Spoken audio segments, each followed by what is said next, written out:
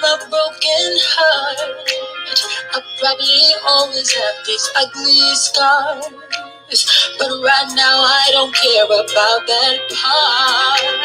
I bust the windows out the car after I saw you laying next to her. I didn't wanna, but I took my turn. I'm glad I did it, 'cause you had to learn. Still it up a little bit to think of how you feel when you saw me. I didn't know that I had that much strength, but I'm glad to see what happens to we. You see, you can't just play with people's feelings. Tell them you love them and don't be left. You'll probably see that it was your bad, but I think that I deserve to stop. Listen, I bust the windows out your car. Good morning, Miss Young Sniper. Years of this bullshit, give you all of me and you pay me. I'm just doing 'cause I'm just down. You just feel like giving them all of me. After 5 whole years of this bullshit, gave you all of me and you play with me.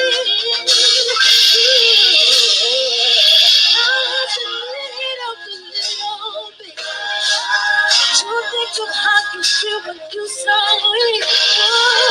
I didn't know that I had that much strength, but I'm glad to see what happens. I see you can't play with people's feelings.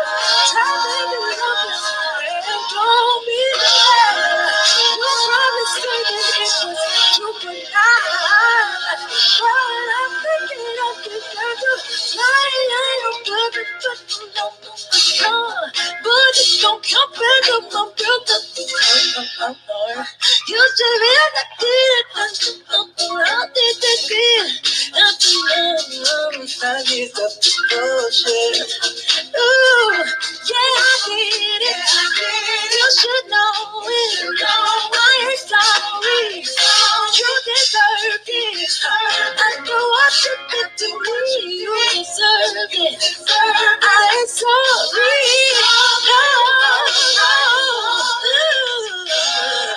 Why am I still crying? Why am I the one who's still crying? You really have to say I must do when you touch it. Listen, if y'all have not checked out Jasmine Sullivan, of course, she's Philadelphia's own. If y'all have not checked out Jasmine Sullivan, Our Story to Tell, her live performance, that is definitely a treat. It's about 30 minutes long, and it's a whole vibe. And I love her. I like the whole Jackie O sort of 60s, 50s kind of lay that she has, like this whole style. I just love it.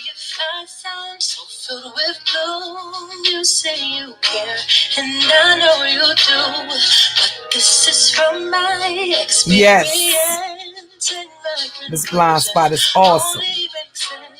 Just 'cause I love you and you love me, it doesn't mean that we're meant to be. I can climb mountains and cross the seas, but the most frightening thing is you. I'm not scared of lions and tigers and bears, but I'm scared of. I'm not scared to perform at a showdown affair, but I'm scared. I'm the only one who thinks it's an impossible taste. Why is your resistant too much to raise? Why do we love love when I seem to hate it? Why do we love when love seems to hate us? You know what? Do y'all ever think like I know for myself, it was like I think I went through a phase where I had like given so much of myself. I think by the time I got married for the second time, there was just like this drive to want to hold on to something for me. Like I literally became stingy with my love because I had spent so much, so many years, right? And you give and you give and you do and you do, and that's not reciprocated. I think by the time I had met my second husband, I just wasn't on that wave. So I was very guarded with my emotions. And I think that's the result of carrying that baggage into another relationship before I took a hiatus to actually heal. And it wasn't until that marriage ended, right, to the dissolution of the marriage. Even though on paper we're still married, we've been separated for about 3 years. I think I was just very guarded. And I wasn't open with my, I just wasn't I just wasn't open, you know, or vulnerable. I didn't want to allow myself to be vulnerable. So when that marriage ended, it kind of forced me to like go within and find out not only the reasons that I overlooked the red flags, but just to take a hiatus before I got into another relationship. Because I think a lot of times what women do is they look for band-aids. They want something to stop the bleed. But if you've had your heart broken, or if you've been fucked over, that's the equivalent of putting a damn band-aid over a gunshot wound to your chest. It's not going to work. You're going to bleed out. So I never allow people to shame me about being a single woman or taking that time. People believe that it's really not. You really shouldn't be jumping from relationship to relationship. That's actually a sign of being disconnected from your emotions, or having very superficial. If you're able to disconnect from relationship to relationship, then that shows that you have it's a very superficial, it's a sign of it being very superficial. They're like superficial relationships. Because if you have genuine relationships, you can't just end those. You don't generally end those relationships abruptly. Especially not if you're talking about a romantic interest in, you know, when you're talking about, I think that's applicable to any relationship, but all the more so if it's a romantic interest. And one of the things that I know about, I use the acronym NSPs when it comes to narcissists, sociopaths, and psychopaths. They tend to have those very superficial relationships where they can completely disconnect and just move on to another relationship. And often that's the reason why the person that they've done that to, that they've discarded or that they've ghosted, that's why they have such a difficult time moving on. Because it's like, well, listen, I'm here. I'm hurting. I'm missing and mourning that person and mourning that relationship. How can this person that led me to believe that they loved me genuinely and that their care and concern was genuine, how could they disconnect and just start this whole new relationship and then start doing everything with the new person that I wanted them to do in this relationship? Well, that's a part of the dynamic that keeps you actually trauma bonded to the person. That's why there's never going to be any closure.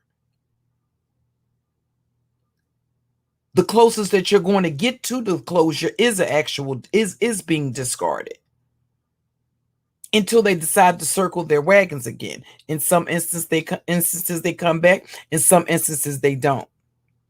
So when I was going through my cell phone earlier and I uploaded that video, I think I might have did about 9 videos that day. And it was just like throughout the day, I just turned turned the camera on and just did it off of the fly. Whatever I was feeling or whatever I was thinking or whatever was unfolding on the platform at that moment, I just turned the camera on and just gave commentary on it. As I walked outside, and just, I live in close proximity to my relatives. As I went to my different relatives' house and stuff like that, I just basically just recorded as I was outside. When I came back in the house, I continued to record. So I actually didn't see everything that was going on. I don't know why people think that there's not a single live stream or not a single video that you miss, but when you actually are a content creator yourself, you do miss some things. And although I'm quite active on YouTube, I don't see every single live stream. I don't see every single post.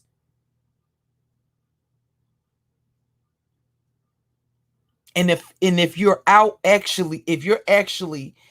actually have things going on and you're actually connected with the people that are actually in your life. I have 7 children, 7 grandchildren. I have a very large, immediate, and extended family.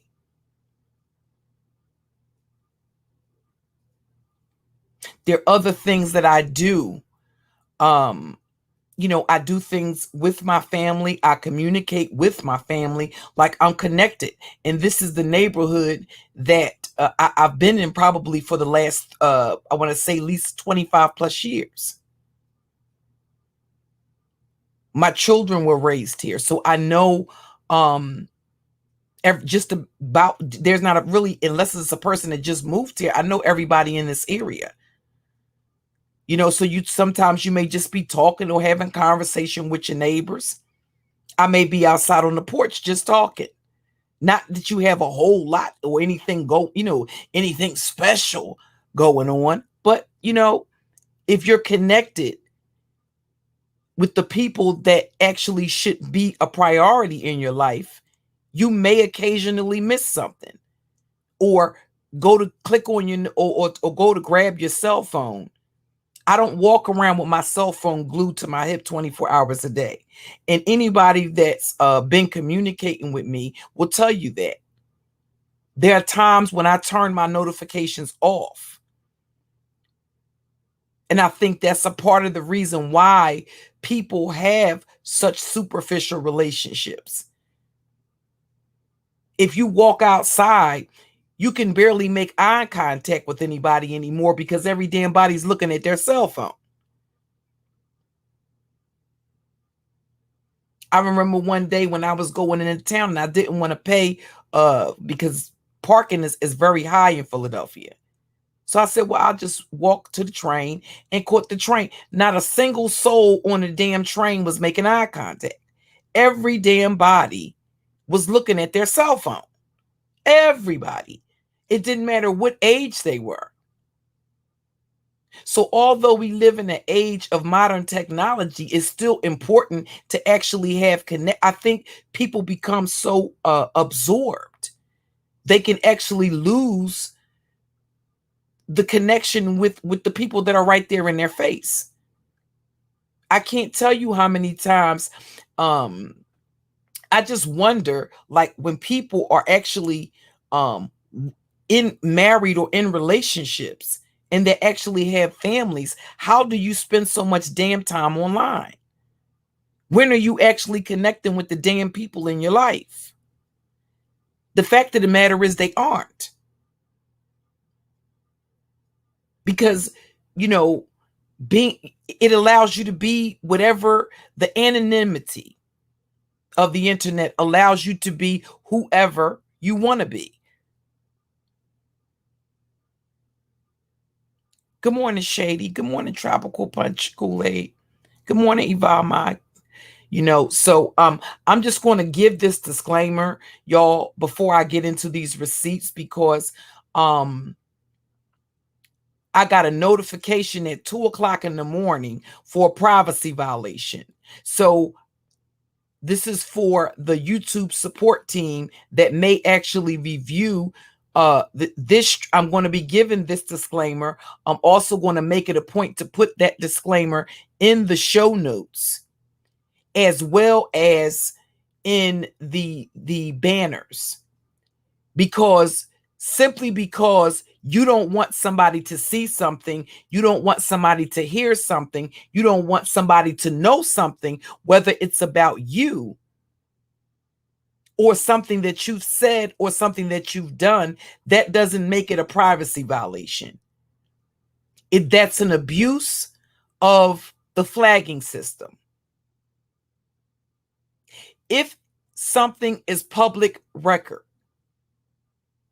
if you consider it a privacy violation, that would be a matter that you should take up with the agency that's actually making that information, whatever that information may be. If that agency or organization is making that information public, if you have an issue with your privacy being violated, that would actually be an issue that you should take up with that organization or that agency. If it's available online to the general public, that's who you need to, wherever that database is, whatever that source of information is, that's who you need to take that privacy violation issue up with. It's not a privacy violation simply because you don't want somebody to see it, you don't want somebody to hear it, you don't want somebody to know about it. Sorry, not sorry. So, contrary to what they believe, YouTube actually does have the final say as to whether or not something is a privacy violation. Unfortunately, they have made it more difficult to get videos taken down, filing false privacy complaints. Your YouTube username is not your name. And if in fact your YouTube name is your legal name, then how much of a privacy violation can it be? If you're using your legal name on YouTube, or if it's general knowledge that what your legal name is, how is that a privacy violation? If it was that private, you wouldn't have that included in your username. So in this live stream and future live streams, as well as in the description, because there are other YouTubers attempting to conceal either something that they've said, something that they've done, something that they don't want you to know about. At the end of the day, if I am communicating in a text message to us with a cell phone that I pay the bill for, if it's a Google Hangout, right? I haven't signed a non-disclosure agreement. I haven't breached any confidentiality because I am in fact the other party that's communicating with another party. Therefore, that's not a violation of privacy. The only way that would be the case is if it was a picture being shown without some sort of a blurring of the face to some extent of the photograph. It would have to be a photograph that wasn't public. Here's the other thing. If you take a snapshot of an individual while they're live streaming, that's not a privacy violation. Sorry, not sorry. It's not. What it is it's an abuse of the flagging system. But one of the things that I intend to do, I uploaded a video that I did, a video that I recorded I believe the day before I went to ZX's house. And, or at least about 20, I'm going to say about 24 hours before then, if I'm not mistaken.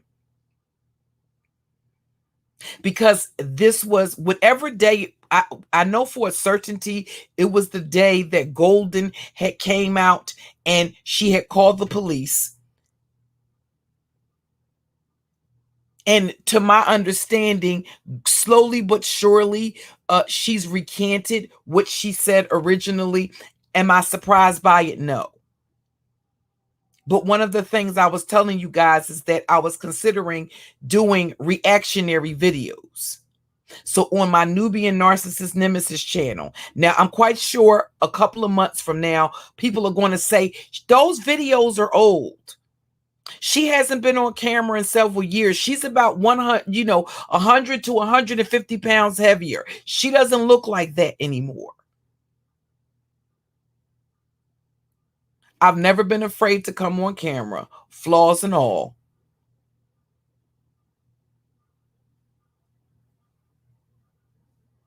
And a lot of the people that tell you that have already seen me on camera.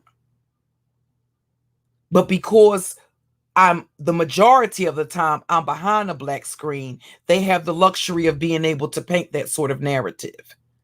All of my original videos are done on camera. Because contrary to what people who came across my channel after I had been here, been a content creator for several years, that was not my original content.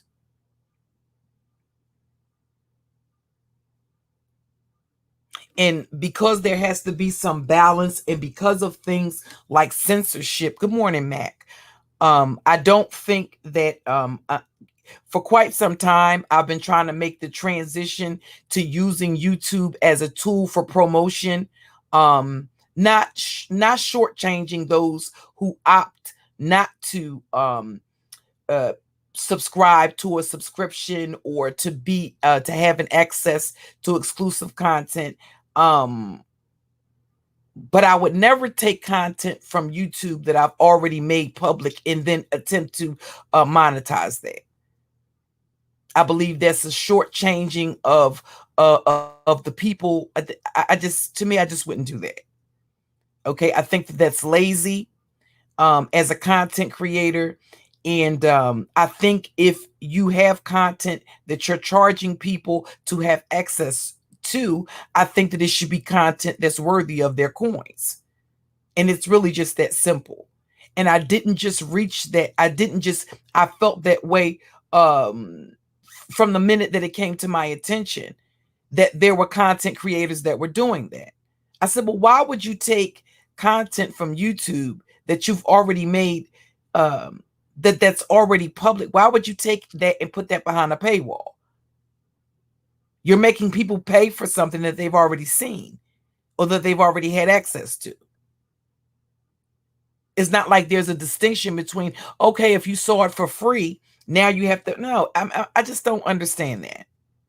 And to me, sorry, not sorry, I believe that's lazy. I believe if you're charging people for viewing content, that should be content specifically for people that are paying their money to see it. It would be the same thing as if there was, if you had some sort of consultation service, and that's not going to be the nature of my content. But if you were offering some sort of consultation service, and your people are paying you to have access to you, whether that be for counseling, whether that be for support, whether that be life coaching or whatever that is, that should be exclusive because they're paying for it.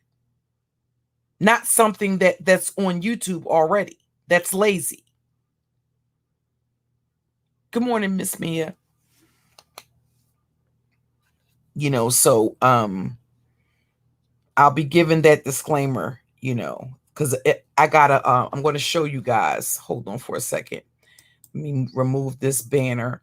The privacy violation I got at fucking 2 o'clock in the morning somebody. Now, you remember I got one, but I told you this is what they do. Whenever you start, and again, there is no fucking privacy violation. It's not a fucking privacy violation simply because you don't want some fucking body to see it, to hear it, or to know about it. Sorry, not sorry. Again, as you can see, 2:00 in the fucking morning, somebody is going through. See, and the other interesting thing is they'll tell you, oh, that's inaccurate information. Oh, that's not me. That's not my picture. That's not my my information. Well, why the fuck are you filing a privacy complaint then? That would mean that you knowingly and willingly filed a false privacy complaint, thus abusing the flagging system.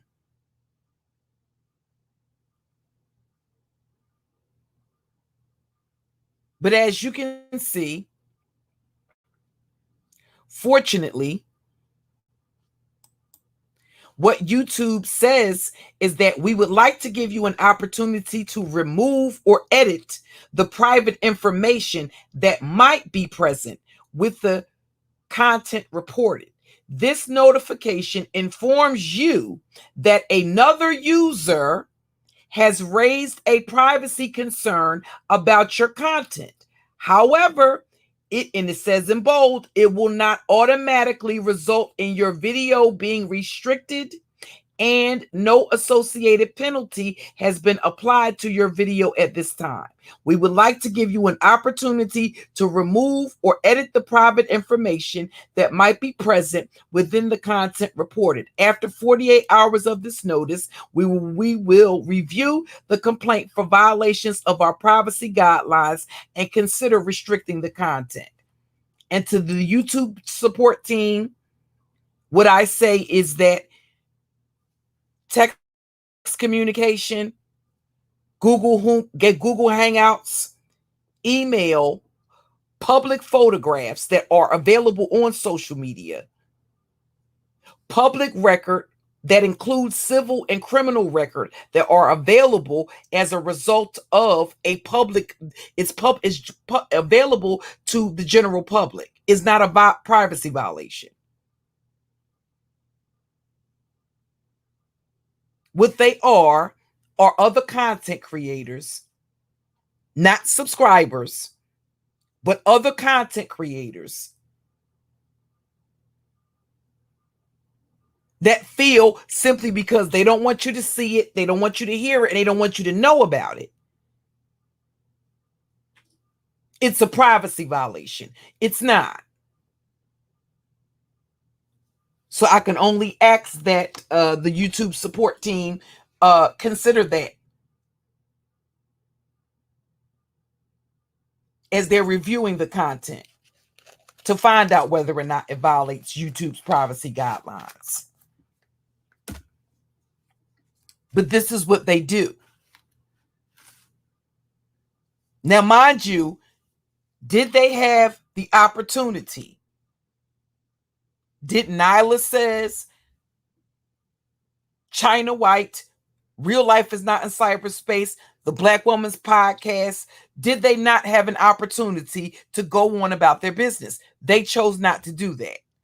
They chose to go around on other platforms, talk basically on platforms that was basically on other platforms that were putting out, keep in mind, these are individuals that were on channels that were showing my criminal history, showing my children's civil and criminal records, but have the audacity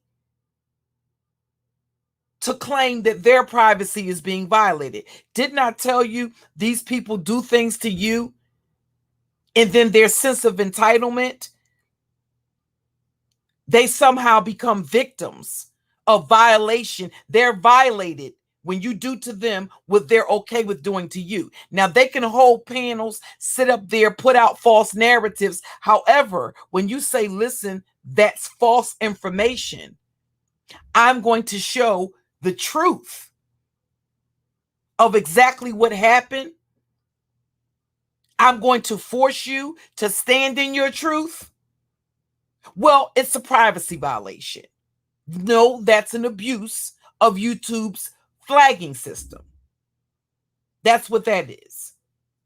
That's an abuse of the option to claim nobody's life is being threatened. But China White is somebody that's notorious for claiming that she's fearful for her life. See, she's not fearful for her life or her safety when she's sitting on platforms lying on other content creators, lying on other moderators and other subscribers, spinning false narratives to keep her little YouTube persona and fantasy life intact. No, that's not a violation. That's not problematic. It's only problematic when you expose what type of treacherous, malicious, conniving bitch that she is. Well, that's a privacy violation. Sorry, no ma'am, no it's not.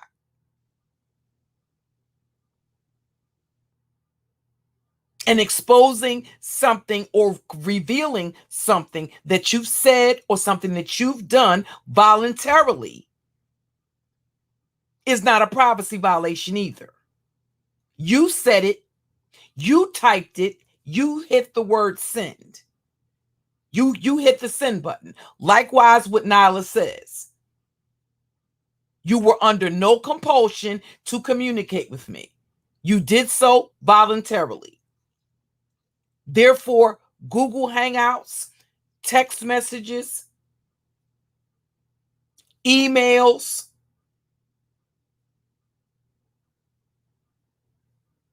that are in my possession, I have a right to share with my audience.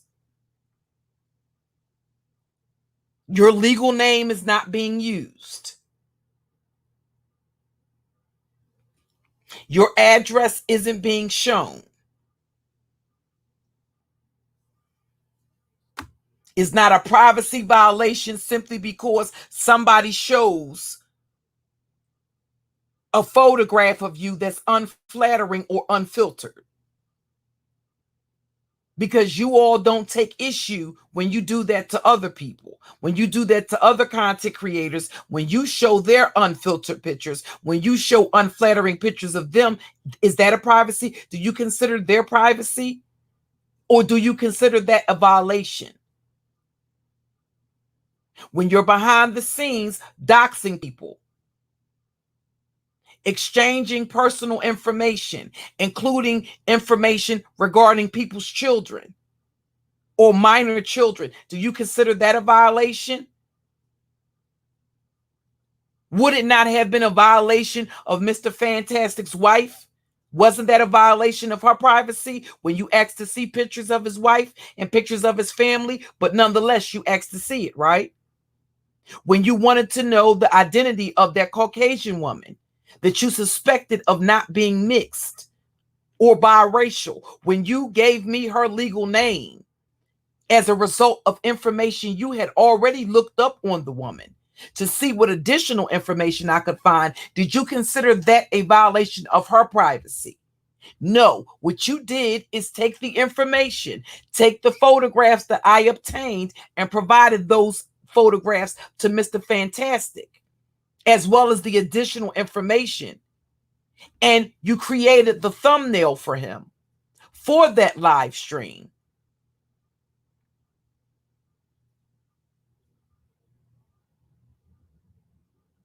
Where he's exposing the fact that the woman is blackfishing, that she's not a black woman. Well, how did you come to know that? You only came to know that as a result of the woman being doxxed. Did you consider her privacy? When you went and without anybody asking you, when you went and doxed HoNeYyY TV, were you asked to do that? Or did you just provide that information to me voluntarily and say that that's not HoNeYyY's picture? That's her picture now. But she came to show her reveal her identity as a result of you doxing her. Am I not able to prove that you did that? Absolutely, I am. And I'm going to. You were not asked to dox her. You did that voluntarily.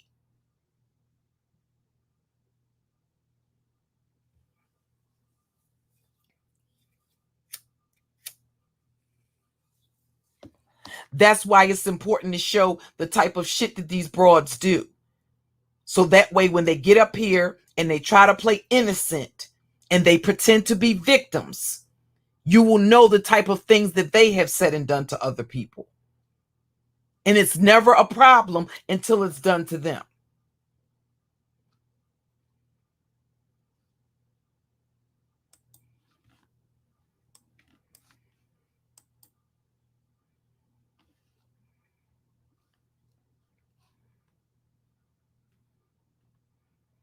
And keep in mind, we're not talking about information that was solicited from them. You're talking about information that they provide voluntarily.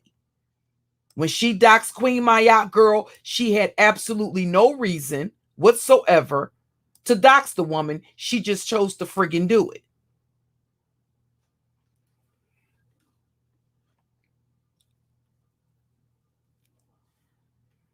And then every couple of months, when new people come, when a new audience sort of filters into the space,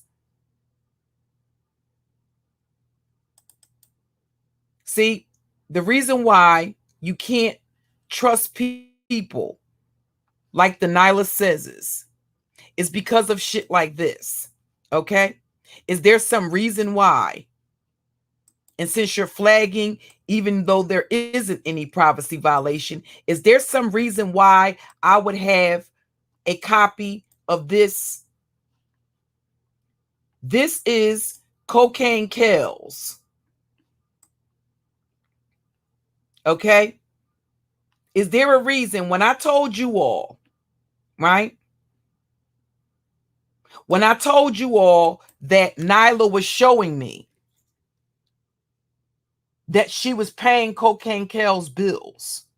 So if there's a question as to why these people are still coming out acting as if they don't know what's going on, is there a reason why I would have that? I'm not an iPhone user. I'm Team Android.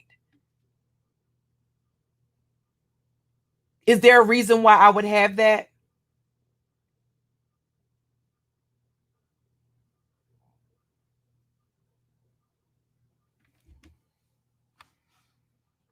Hey, beautiful soul. Good morning. And as you can see right here, right? Is there a reason why I would have that?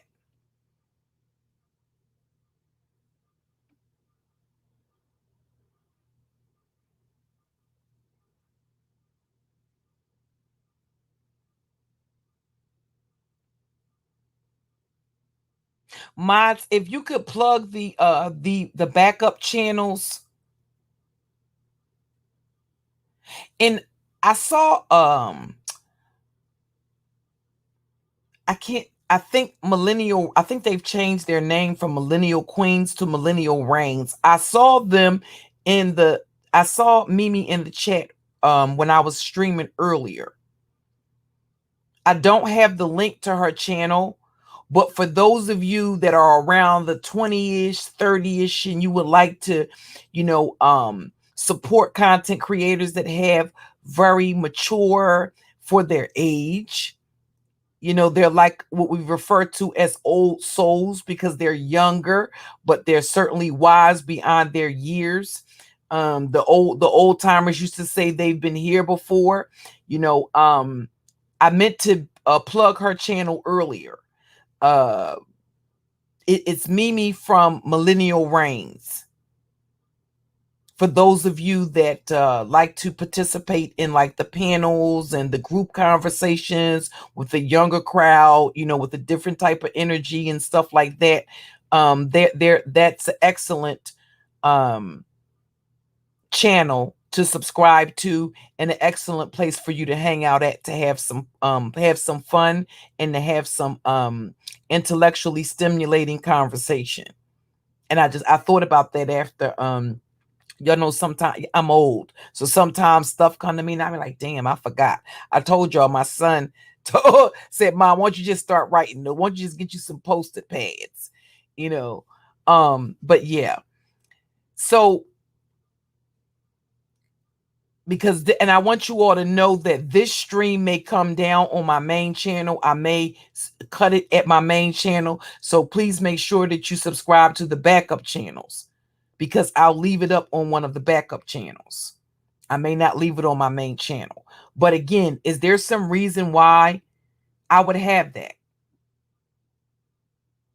This is communication on a cell phone between Nyla and Cocaine Kells. So if there's some question about why Cocaine Kells is indebted to her, it would be shit like this.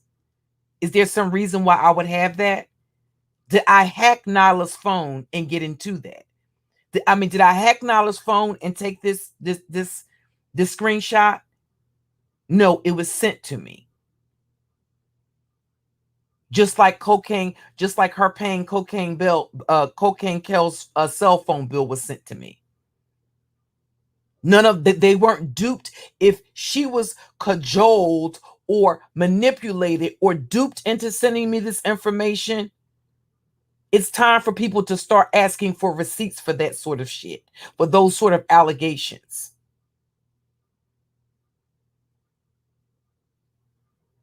Nobody manipulated these broads to get this stuff.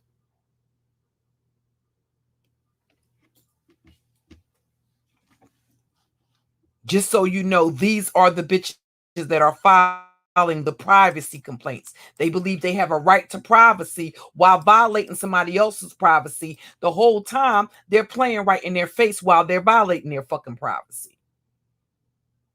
And while Nyla is using Cocaine Kells to get intel from the manosphere, she's behind the scenes letting me know that the woman had to get money from Nyla to buy sanitary products and borrow money. And that she had also been borrowing money from Real Life Is Not in Cyberspace. And then needing to borrow money from Nyla to pay back Real Life Is Not in Cyberspace. Because Real Life Is Not in Cyberspace was hounding her about the money. Is there some reason why I would know that? I didn't have that type of rapport with Real Life Is Not in Cyberspace where I would be privy to that type of information. So when you wonder about these connections and, oh, well, they're still supporting that person. So no, that can't be. No, they don't know what the fuck they're doing. They don't know what the fuck they're saying.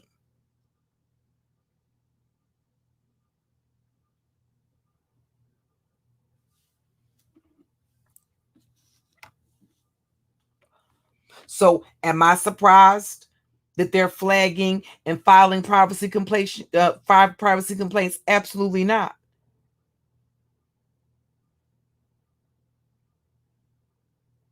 That's the reason why my other channels were popped.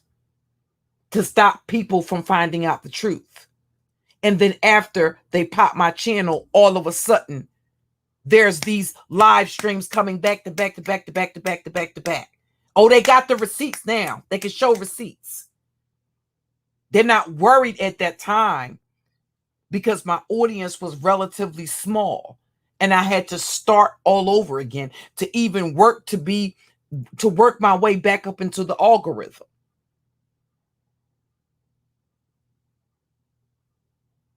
Is there any friggin' reason why somebody with a platform, I have, and thank you all for your support. You see the amount of subscribers I have, and you've watched that grow organically.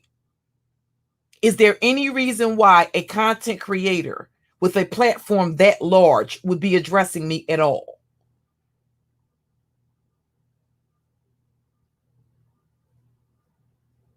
Have you asked yourself why?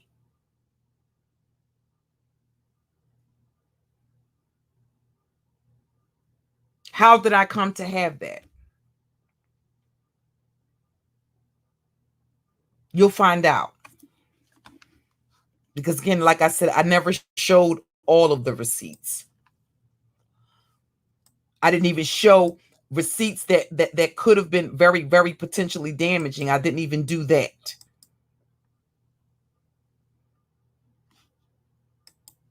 Is there a reason why I would have this? If Nyla is such a loyal friend, what is her explanation as to why I came to have this? How would I know? How did I come to have this? Or how would I come to know that Nyla was paying Cocaine Kel's cell phone bill? How would I have that? Did I manipulate her to get that? What was the circumstance? What would be the justification as to why Nyla says would have to give me Cocaine Kel's proof that she paid Cocaine Kel's cell phone bill? Why would she do that? During the same time that she's using her to get intel from the manosphere, because Cocaine Kel's was one of their prized pick-me's, one of their prized male identified chicks.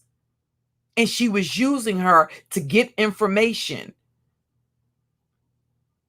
Because while the men in that space believed that because these were women that were male identified pick-me's that acquiesced to these dudes, although they knew exactly, be clear, they knew exactly how abusive these dudes were. They pretended not to know. Because they were on the back end talking about how abusive they were. China White identified abusive men in the manosphere by name while modding their channels, saying that they all wanted to abuse and beat women.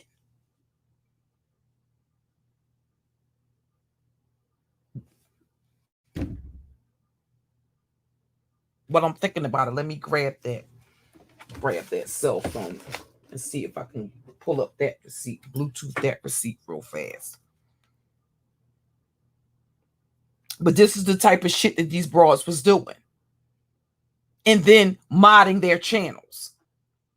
But on the back end talking about how abusive they are.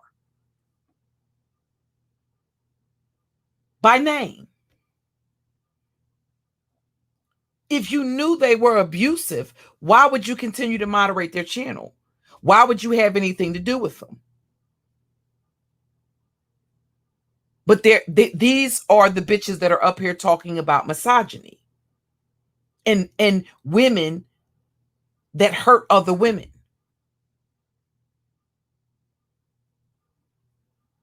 While obtaining your information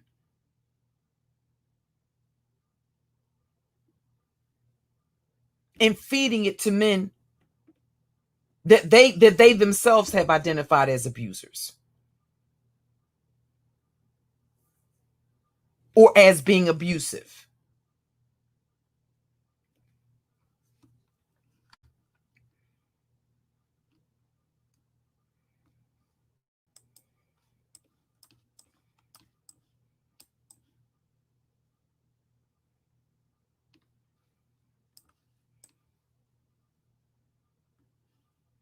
So if there's been any doctoring or any altering to this friggin' receipt, and those of you that have iPhones, you'll know that this is a legitimate receipt. Like I said, I don't know anything about iPhones other than the fact that this was sent from an iPhone, that they're iPhone users. You know whether or not this is a legitimate receipt. Okay? And if at any point in time they attempt to get that off, that it's not a legitimate receipt, well, then they would have to explain to you, they would need to show you what the unedited version of the receipt is. They should have the other they should have the unedited portion. If they're claiming that the receipt is somehow doctored or manufactured. And this is the reason why people like Sui are not credible. Okay? They're not credible. That's the reason why they're not. Because despite them seeing that these were in fact legitimate receipts, what they chose to do is because they had an issue with the fact that I was no longer a weapon that they could use against Suge, then my receipts weren't credible. They were something manufactured. Not a single receipt that I showed from April the 1st onward was a receipt that I obtained from Suge. Nor was I ever asked, despite offering, to show Sui.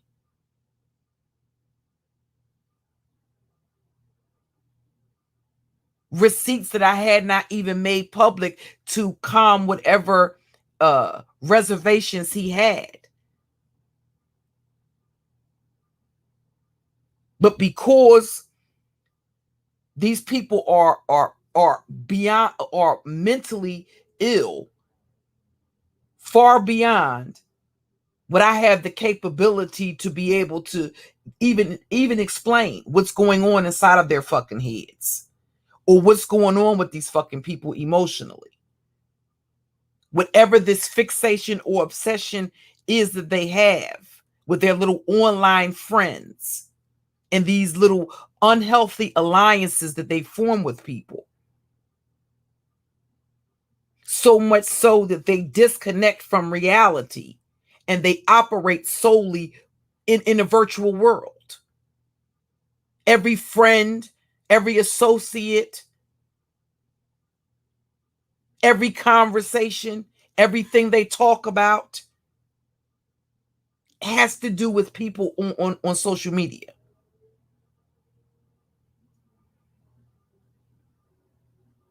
There's nothing wrong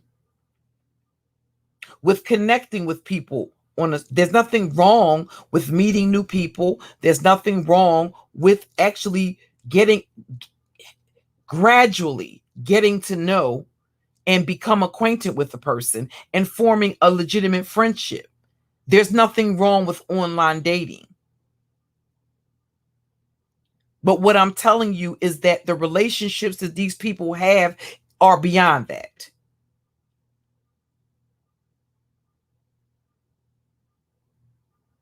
And if you don't have healthy boundaries, or if you don't have self-discipline, especially when you're an empath, you can find yourself lowering your boundaries. So much so that it actually becomes unhealthy for you.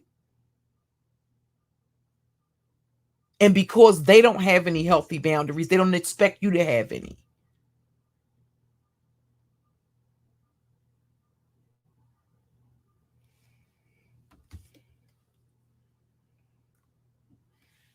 Good morning, Joy Queen.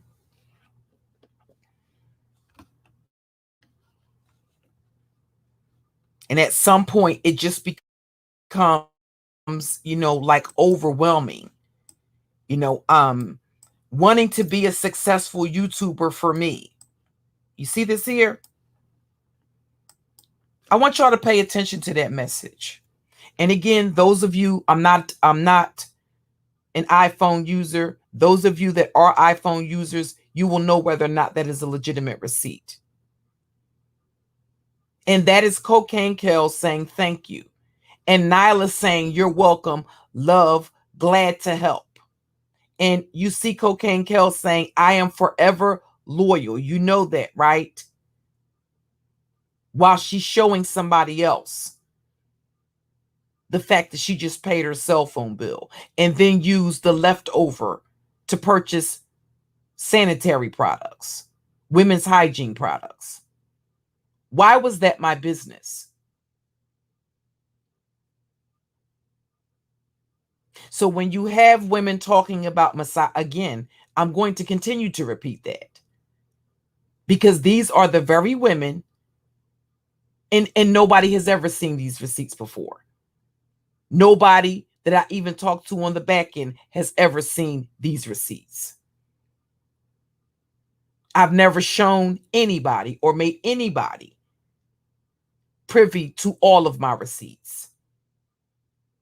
And there was a good reason for that.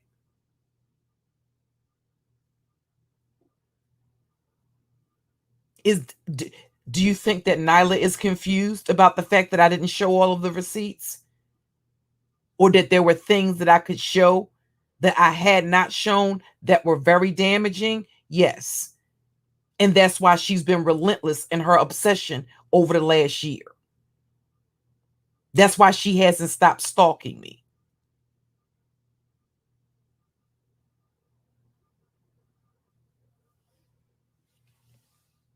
The only thing Nyla had to do was to shut the fuck up and do her content and allow me to do mine. That's all she had to do.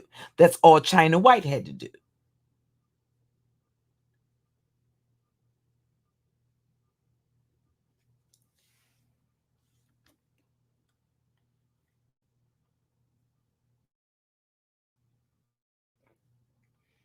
They chose not to do that. Again, how do I come to be in possession of this?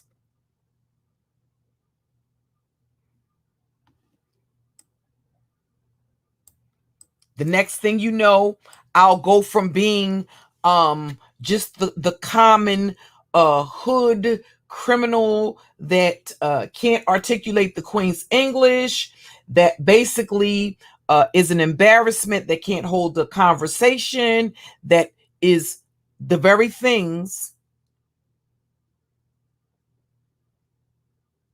that I can right now play a recording of Nyla saying about Bayou Bunny and about the cast life. She's now running around the platform telling people about me. That I could, I wasn't of her ilk. I wasn't cut from her cloth. Well, no, I'm not cut from your cloth. I'm not a narcissist. So I'm not cut from your cloth at all. I can be very narcissistic when I'm dealing with narcissistic individuals.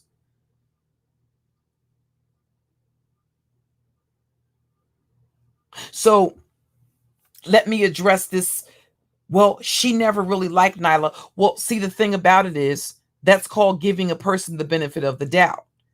And empaths tend to do that, only to have it come back and bite them in the ass with a vengeance.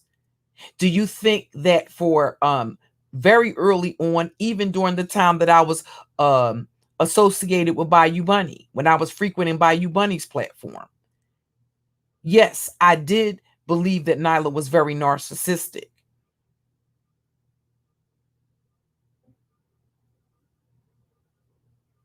But at some point, there are times when people that are very narcissistic can be narcissistically injured. And if you catch them or you cross paths with them at a point when they are narcissistically injured, they can appear very vulnerable and very wounded. And the empath in you will be able to discern that. And innately, it's in your nature to want to try to, because again, I don't expect for people that aren't empaths to be able to comprehend it. Innately, you want to heal, you want to help. I think the thing that people get confused a lot of times is that although empaths can heal, they're natural healers, we can also hurt very deeply as well. Because the same way that we're able to discern that this person may be sad and may need some encouragement, there are other things that we discern as well.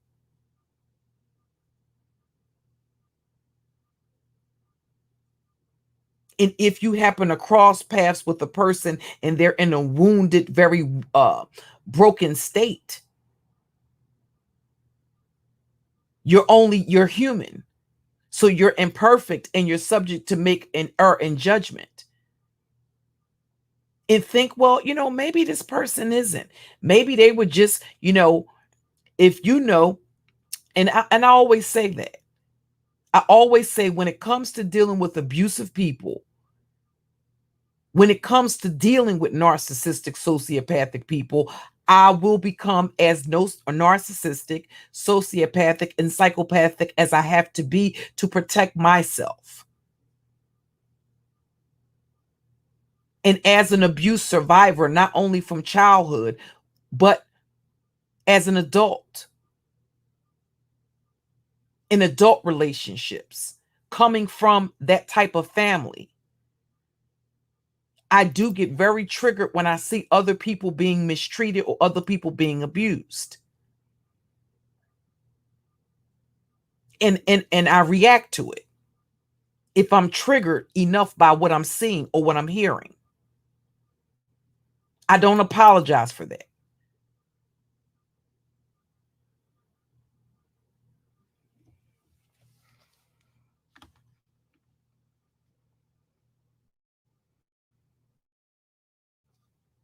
But when you start to see people, I think a part of the problem is I think that they actually believe that I'm like them. Herein lies the problem. I'm not. I'm not going to do anything and everything to be successful on YouTube or what they perceive to be success. Here's the thing. If they were that successful, truly, they wouldn't have to do other things. The things that they resort to hurt other people in order to be successful. That's their definition of success. And I think because I do have that warrior spirit, they perceive me to be like them. I can become as treacherous as them when it comes to protecting myself and mine. And in the past, absolutely, I have done that to protect others, in particular other women.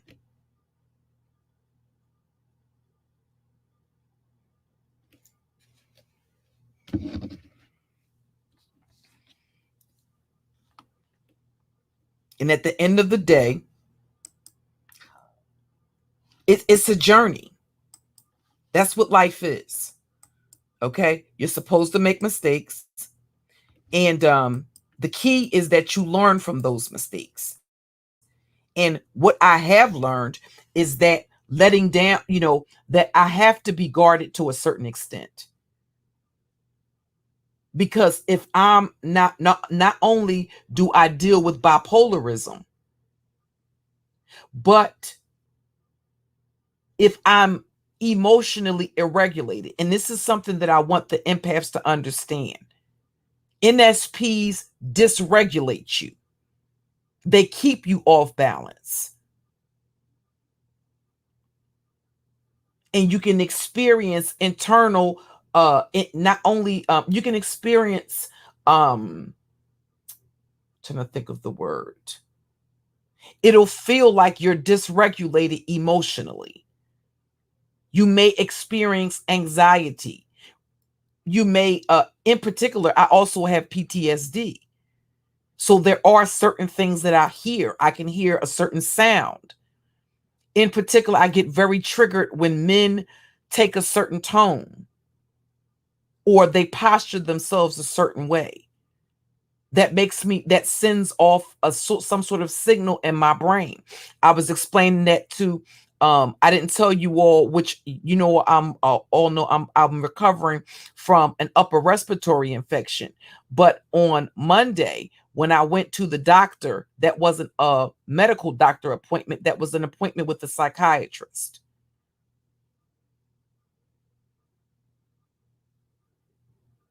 And he not only is he an awesome doctor, he and I had just casual conversation. So of course I'm talking about, when I started talking about being triggered by certain things and things that affect me, right, negatively when we were talking about social media. One of the things that he talked, that's one of the things he said, well, that's not even included. Because he was like, on social media, they just don't care. So we had this in-depth conversation during a damn med appointment about social media. And the thing that he said, we talked about, of course, one of the things that comes into play when I talk about my traumas is my sexual molestation as a child. And certain things we were talking about, he was trying to get me to define definitively what it was that had been causing me the anxiety more recently. And he talked about the fact that his father was very protective. He was like, my father was crazy. He didn't allow me or my siblings, he was very protective. He didn't allow us to really like go around other people when we were little, and we used to always think he was crazy. Because the thing that with my children, right, they didn't understand it when they were younger, but I was very hyper vigilant. I didn't like for it when they would ask can we spend? No, you can't spend the night over anybody's house. Now, as a child, they're going to think that you're being mean. No, that person can come to spend the night at our house. You can't spend the night at their house. Because the fact of the matter is, you don't know first of all, you don't know everybody that's frequent in that household. Even if you think you do, sometimes you don't. Okay? There have been instances of where children have gone to sleepovers and things have happened. They've been molested or kidnapped and murdered. Those are just the facts. You don't know if they may have other relatives or family friends that may be coming into their house. Absolutely not. So my kids will always be upset about that. Do they understand that now? Yes. Back then they did not. And their dad was the same way. He didn't play just anybody babysitting them.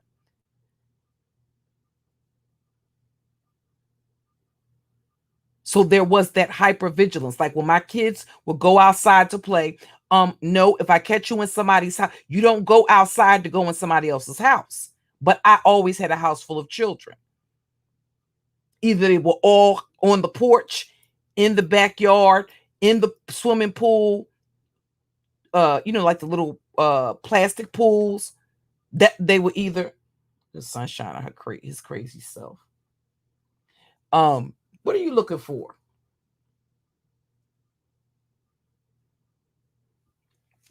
But anyway, I think I'm gonna get Kai a dog, y'all, because I think he loves the cat, like the cat is a dog, but no, he's a little rough, but I think I'm gonna get him a puppy. But anyway, I just never allowed them to. I just was I didn't play that. If you go outside and I catch you in somebody's house, you want to come in the house. You don't go outside to play to go in somebody else's house. Yes, even in mid-afternoon. Do you have to be cautious like that? Yes. So when it comes to that sort of thing, yes, and I've been the same way with my grandchildren since birth. And one of the things that when China White confided in me about things that she was experiencing personally, to let her know that you don't have to be ashamed, you don't have to be afraid, or you're not the only person that has gone through this. In confidence, I told her that my youngest daughter, even though she was an adult when this happened, I told her that my daughter had gotten involved with an older man. Okay. And he was about 10 years older than my daughter. And I thought, because my daughter's been working since she was a teenager, I thought that she was actually working. I thought that she was working. That's the reason why we weren't seeing her as often. And they were talking about, marriage and talking about, buying a house and all of this other kind of stuff. So I thought that I just assumed that that's what she was working towards. And whenever we would go by, everything would be normal, or at least it seemed that way. I didn't know that the reason why she moved out further, or the reason why he moved her further away from her family, was so that he could isolate her, because we are a close-knit family. As dysfunctional and toxic as we are, we're just crazy together. Okay. But I disclosed to her details about that. And I said that he had assaulted my daughter in a Target, and another woman, thankfully, called the police. And when the police pulled him over, my two grandsons were there, and the dude turned out to be a registered sex offender that wasn't supposed to be around children. And when I told you all that CPS took my grandchildren into custody, and I took custody of my grandchildren temporarily, that was the circumstance. What China White told Rude and Rue as a way to weaponize that against me. She told him that my grandchildren had been molested and that me and my daughter didn't have a good relationship. And that's what he put out from his platform, or he was threatening to put that out. And I have that stream downloaded that they've now that they privated, of course, where not only is he threatening to dox my grandchildren, but he's basically threatening to put out a story that my grandchildren were molested, and that is not what happened. And she knows that's not what happened. But she's a pathological fucking liar and a manipulative, carnivorous bitch. And she gave him that information because she wanted him to sort of intimidate me into silence about her. So she was willing to have him put out false information. And I came out and I told the details of the story. So that was something that I explained to her that really almost caused me just the idea, the possibility. Because the first thing I'm thinking about is, when that comes to my attention, I'm wondering, did this dude touch my grandchildren? My grandchildren had to undergo a battery of tests to ensure that they were not molested. That was done before before I took custody of them temporarily. So to take that information and to feed it to somebody else, mind you, at this point in time, none of China's business had been told. The only thing, first of all, she knew the only information that had been disclosed was that she was the one who gave the receipts for Nyla's information on the Discord. No other information had been disclosed. Nothing about her relationship with BOA, nothing about her personal life. None of that had been disclosed. The only thing that was disclosed is that she was the one who provided me the receipts for the Discord, with Nyla's information being on the Discord. That was it.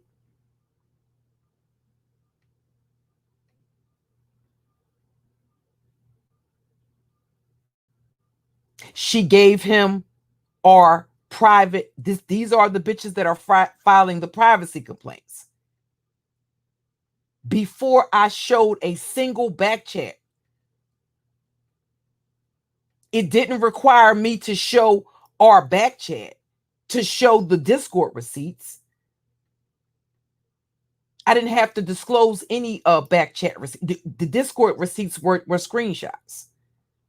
So it didn't require me to show any personal communication between her or I. She gave Rude our text messages, and she gave him access to our back chat. And he then in turn put that information out. These are the people that are filing privacy complaints.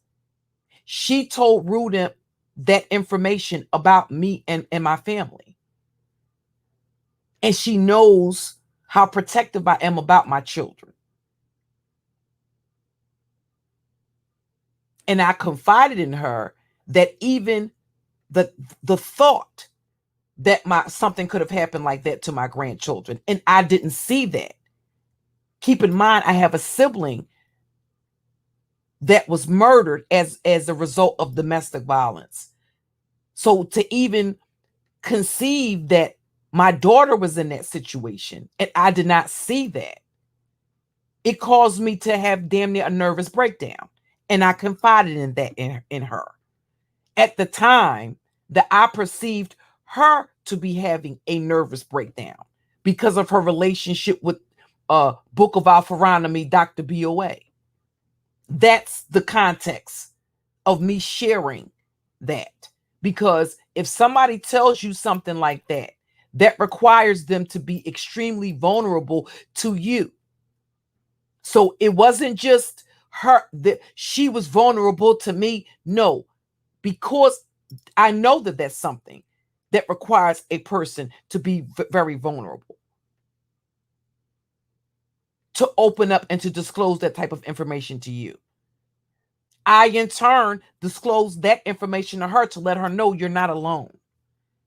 And this is what I suggested you do. I repeatedly told this broad, you have to get help. You have to get counseling. You have to get some type of supports. You have to fuck him and to focus on your daughters. Period. She was neglecting. She told me she was supposed to have surgery because of epilepsy, and you're not taking care of your health as if you don't need to be here for your daughters because you're so fucking fixated on what the fuck is going on with them. You have to forget about him and forget about what the fuck is going on with YouTube and make you a fucking priority in your fucking daughters. You're not even interacting with them because you're so fucking worried about what the fuck is going on fucking YouTube. You got to be on every stream and every panel and everybody's chat. Like, what the fuck?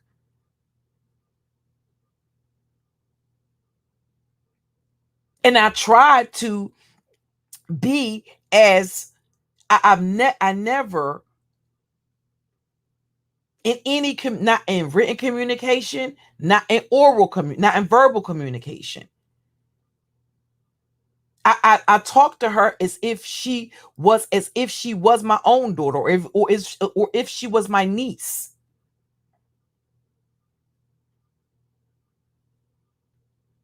For her to turn around and to protect this fucking fantasy and this online persona and present me to be some goddamn insecure, dark-skinned woman that was sexually predatory on her.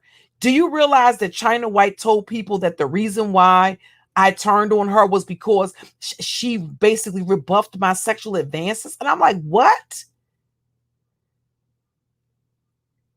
And this is the narrative that she ran with.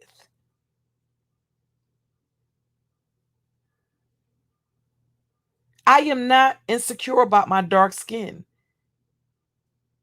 And the women that have been following me, that have supported my channel for years and have supported me for years, many of whom are light-skinned, some red bones, they know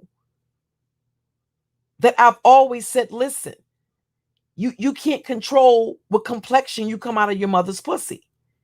Stop apologizing for something that you have no control over. That's the same thing as if we all were able to pick our parents, we will all pick people that were rich, mental, healthy mentally and emotionally and physically, that were wealthy, rich, that wanted children, that loved and doted on their children. We don't have that fucking luxury.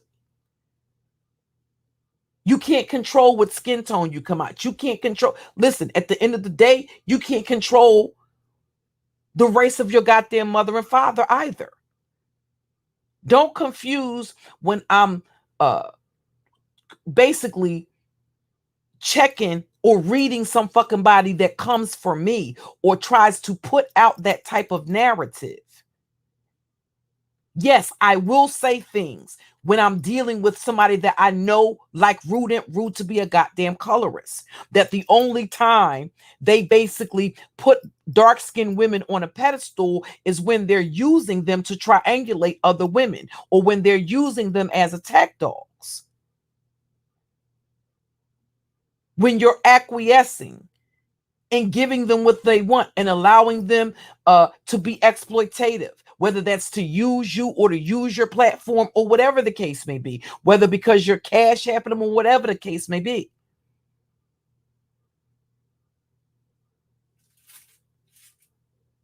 But these are projections.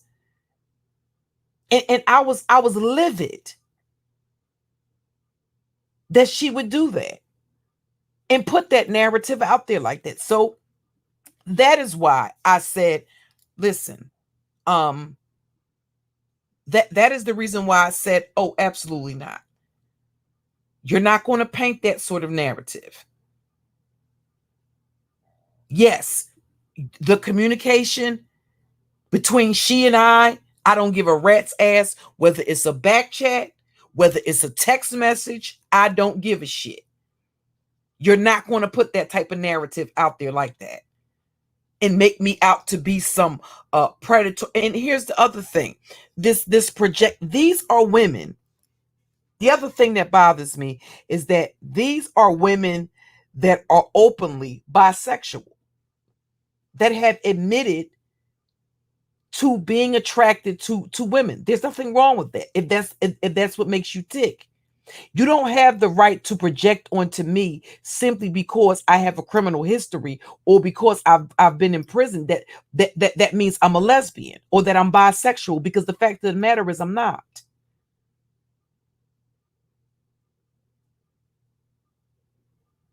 I don't see whether it's a gay woman, a lesbian woman, bisexual woman, I don't gay man, gay woman, trans woman, I don't see them as I don't look at them as being gay as some type of disease that I can catch and die from. That's not something I don't care. But I'm a straight woman. And these are women that are openly bisexual, that have either openly had or that have either been very vocal about the fact that they've had relationships with women sexually, whether it was experimentation or otherwise, that make it a point to project that onto me. Oh, because you've been to prison, you sexually assault. Like what?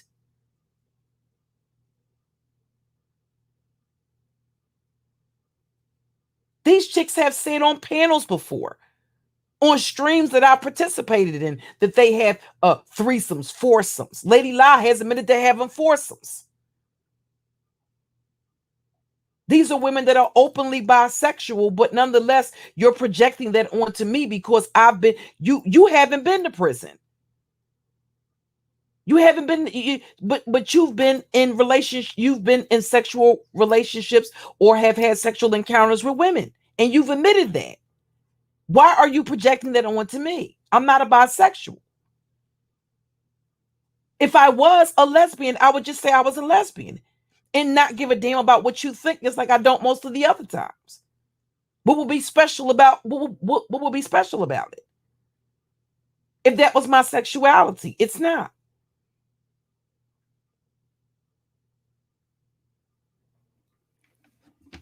Good morning, Brandy. Good morning, Auntie.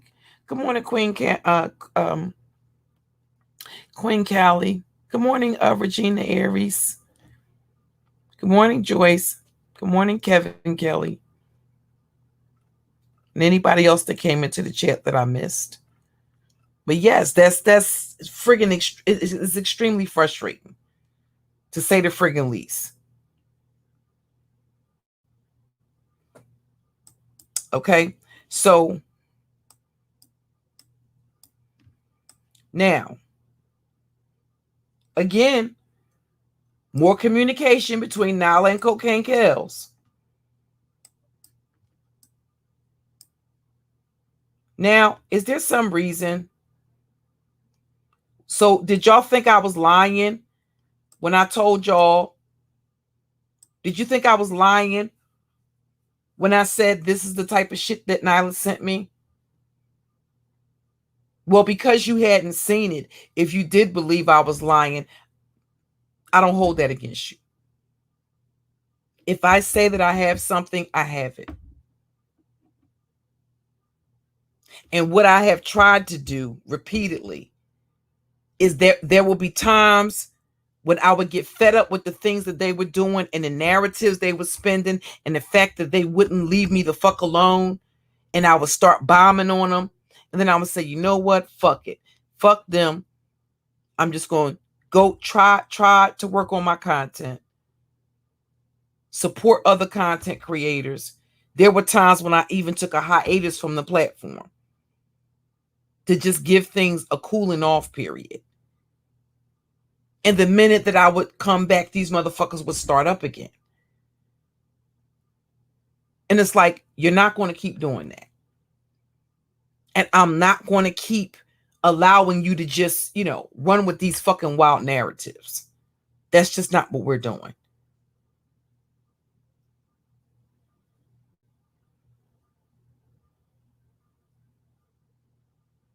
If I said I have something, listen, sometimes I may forget. I might start out a lot. Sometimes I'll be listening to the beginning of live. I'll be like, God damn, I went through the whole live and didn't show it. I said, motherfuckers probably thinking I don't have it, but it's not that I don't have it. I forgot, or I got sidetracked, or I got tired. I'm sleeping. I'm on medications to stabilize the bipolar. So I'm a little bit more, when you first when they've adjusted some of the medicines that weren't working, right? So I may be a little bit more lethargic or a little bit more sleepy than normal, or my energy may not be at, I may not be on 10. But if I get triggered by something, or if I'm turned up like that, it's usually because I'm triggered by something. And one thing I know about these people on this platform, they do that intentionally. So when Nyla took to her community tab or wherever it was, I think Tracy was reading directly from something that Nyla had posted. That was almost Nyla anticipating what my reaction was going to be. Because if I'm all turned up and cussing and threatening and like a fire-breathing goddamn dragoness, well, what I'm saying, people can just write that off and just say, oh, she's a rant-raving lunatic. So she's banking on me being triggered by the things that she's doing and saying. Just like I know she's buying time with alleging that she has family members visiting. Okay, well, no problem. She said, when did she say she was going to? Well, she should have already did the whole expose, right? She shouldn't have to wait until I'm finished going through all of my receipts before she shows hers. If there's anything that I'm showing you that's inaccurate or incorrect, she should be able to rebut that from her platform. You're not talking about somebody that's not an experienced YouTuber. You're talking about somebody that has a monetized platform, tens of thousands of subscribers, right? I don't even have 5, but I'm grateful for the 4,000 plus that I have that is growing. But you're talking about an experienced YouTuber that knows how to give a proper rebuttal And it should not take her months and months and months, weeks and weeks and weeks to show or rebut a goddamn thing. If anything I've shown you is inaccurate, she should be able to go to her channel and say, look, here you go. This is the no, she edited that or she doctored. Okay, well show the undoctored receipt.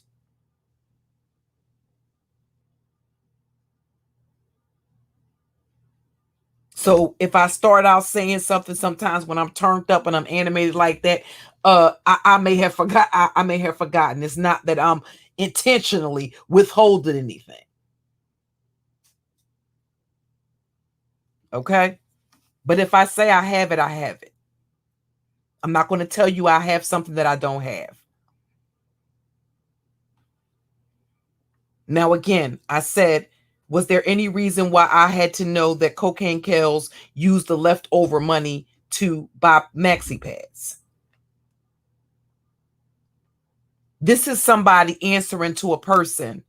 This is not information that another person should be privy to.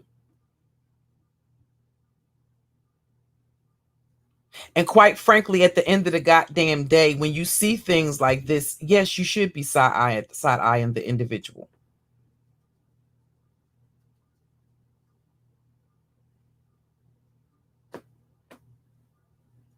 Because when it's said and done, if you were destitute and you need it doesn't, on YouTube, everybody's a six-figure bitch. Everybody's a six-figure nigga on fucking YouTube. The fact of the matter is we aren't. There's nothing wrong with being okay and not struggling. There's nothing wrong with being financially stable or being, in a good place financially. But what about the reality of the fact that at some point in time in life, you may not be? Should you not be able to go to another woman and say, sis, I need this? And I think that a part of being incarcerated, I don't comprehend what these women are, the way these women operate.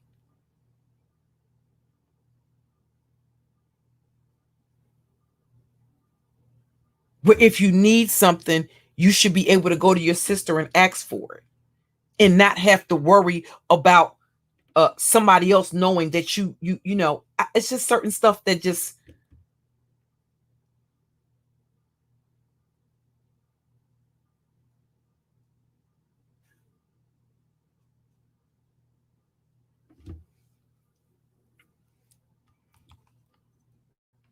I didn't grow up with a silver spoon in my damn mouth. Okay. I grew up. Okay.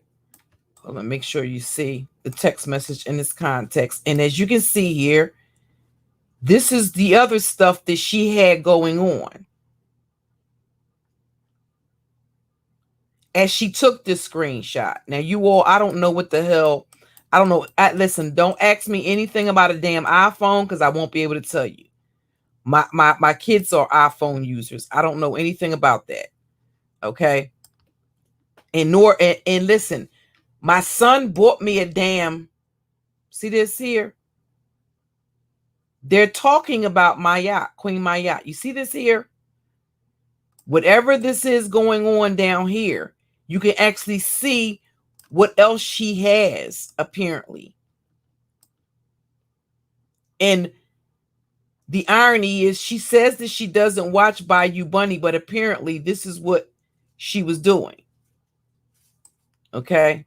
Or a screenshot that she was taking for different stuff.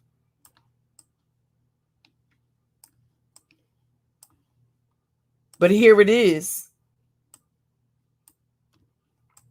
She's talking about what the fuck HoNeYyY.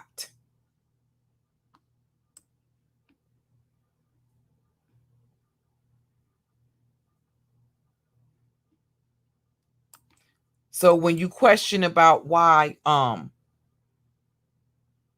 these freaking individuals are indebted to each other or why they get up here and lie for each other, well, there you have your reason.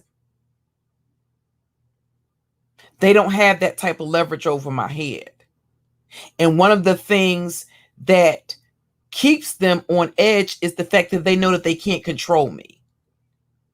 Number one, I'm not going to allow you to bully me. I'm not going to allow you to cyberbully me. Whether you're a man or a damn woman, I'm not going to allow you to do that. Secondly, I'm not going to do anything, whether they think that I have integrity or not. The fact of the matter is the people that know me best know that I have integrity. Can I do things very evil and diabolical and malicious and be treacherous? Absolutely, when I have to be. If I find it necessary to be, I will be. And I'll be so unapologetically, especially if I'm dealing with that archetype of individual. Because I'm not going to allow them to do things to hurt me or to hurt my family or the things that I love and care about. I refuse to do that. So that side of me that grew up in that dysfunctional family, there are certain family members that I've had to protect myself against, as well as my children. So that they were never subjected to the things that I was subjected to. If I was growing up and I experienced abuse, why even though I'm an adult, I still have to make sure that those same aunts that were abusive, or whoever the fuck it was in the family that was abusive, I have to know you're not going to fucking abuse my children at all. Because in that, I will put you in the ground for that. Or either you'll have to put me there. It's really just that simple.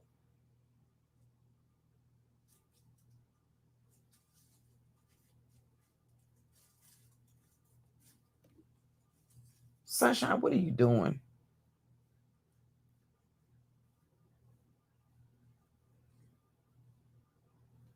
He looks exactly like his mom, Sarabi. He looks exactly like her.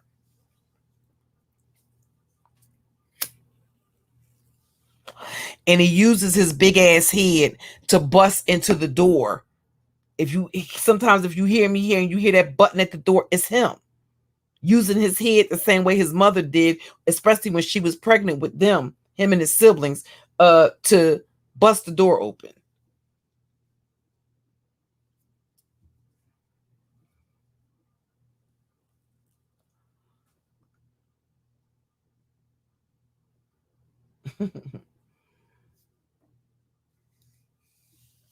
But yeah, absolutely. So I'm not fazed by their little guilt trips and shaming trips and all of that kind of stuff. I just don't allow them to do that.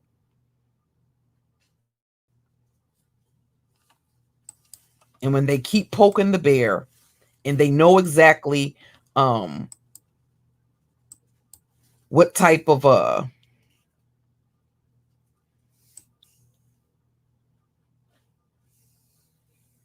receipts I have, when I tell you that they filed, these were all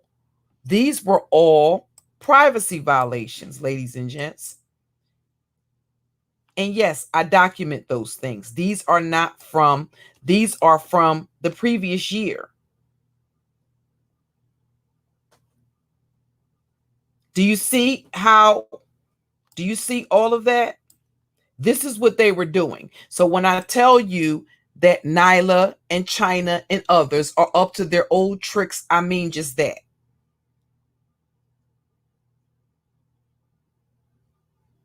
I mean just that. That is done to prevent people from finding out the truth, while at the same time they're doxing you and your family. The only person that was able to identify the father of my children was Nyla Says.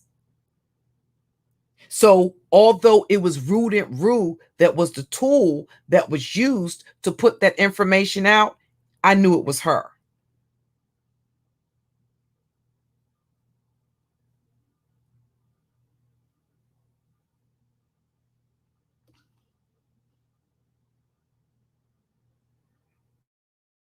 So no, I don't have to get up here. I don't, if a person, and do you see that they're all for the same date, y'all? So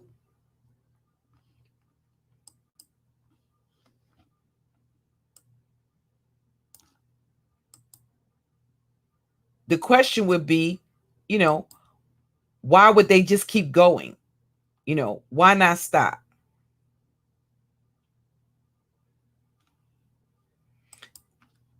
I'm just going to show you this to show you the way that the way that China disappears and comes back. Okay.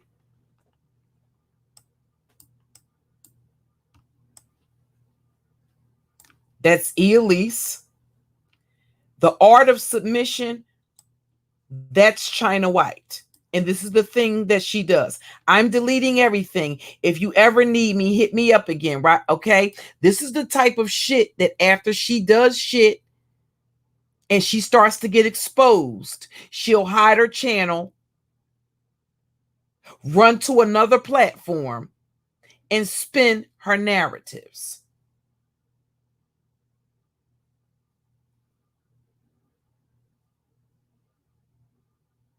Kelly Michelle is Cocaine Kells. That's why I said don't confuse that with Poetic Kells. That's Cocaine Kells. And somebody sent me a screenshot where she was on a panel with Nyla not long ago. So again, that's the reason why these people are still, you know, getting up here vouching for them, because they're indebted to them. And I just showed you a few minutes ago why. They don't have that type of leverage over my head. Okay. Nobody can pay me to attack somebody that hasn't done anything to me. Okay. I don't give a rat's ass who it is.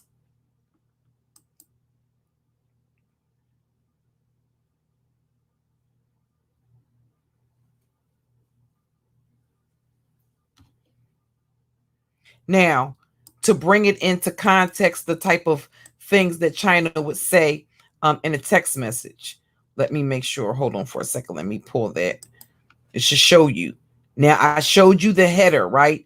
At the beginning of the message. So let's start from, she had people believing that she had people believing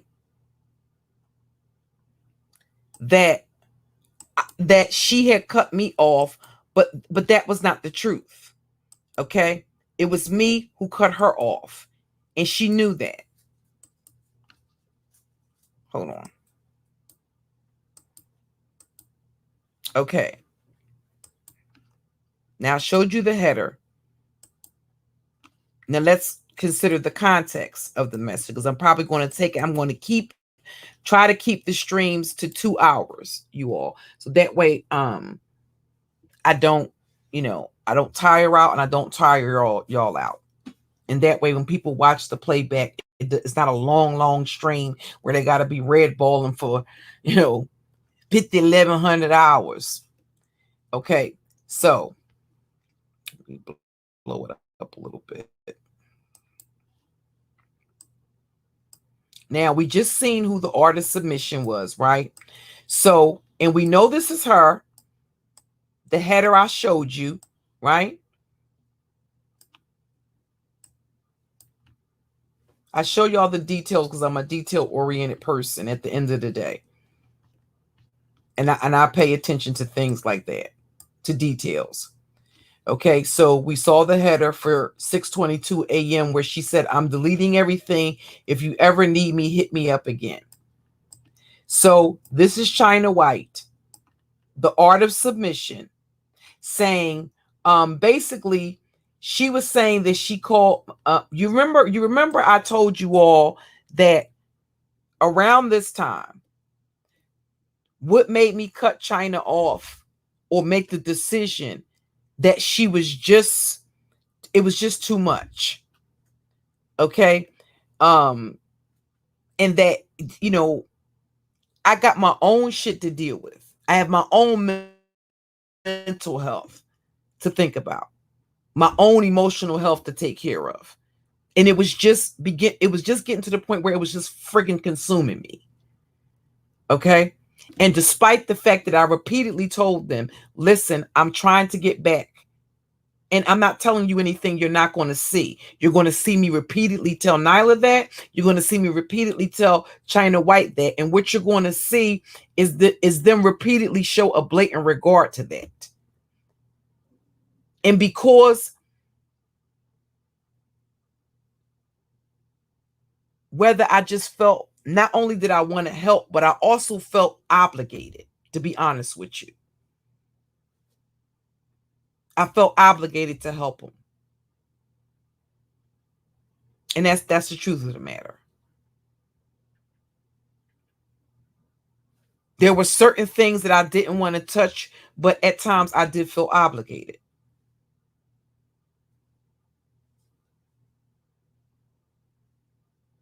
So when I told you that China called me during a live stream and I accidentally caught a part of the call in the live stream because I didn't mute the mic. I didn't realize I had muted the mic.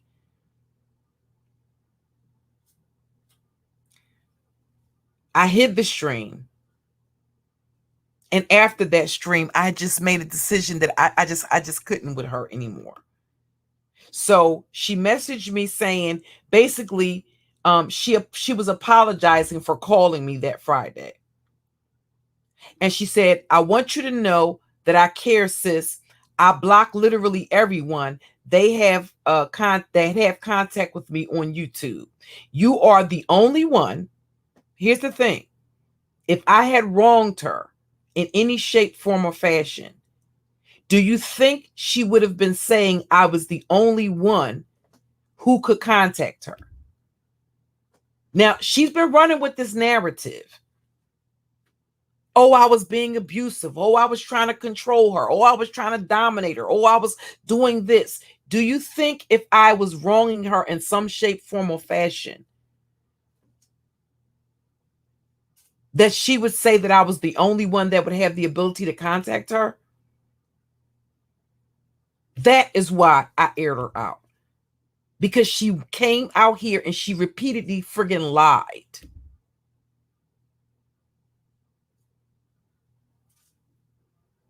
To protect this friggin' online persona. This fantasy world that she lives in.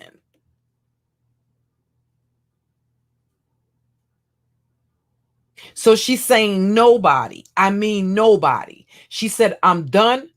I'm completely done with Bayou Bunny number 1 and Bayou Bunny number 2. Who was she calling Bayou Bunny number 2? Elise. I believe I hit a breaking point and I'm literally deleting my YouTube app, my Hangouts, and my email. Okay?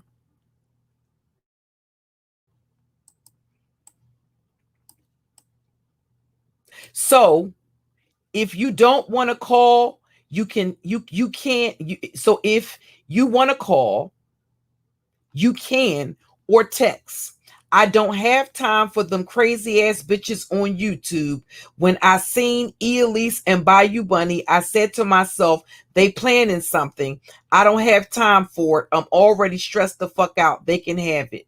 Which is, at that time, Elise and Bayou Bunny had basically started communicating again. Okay? And again, that's the message. I'm deleting everything. If you ever need me, hit me up, okay? So now let's go right to the next message.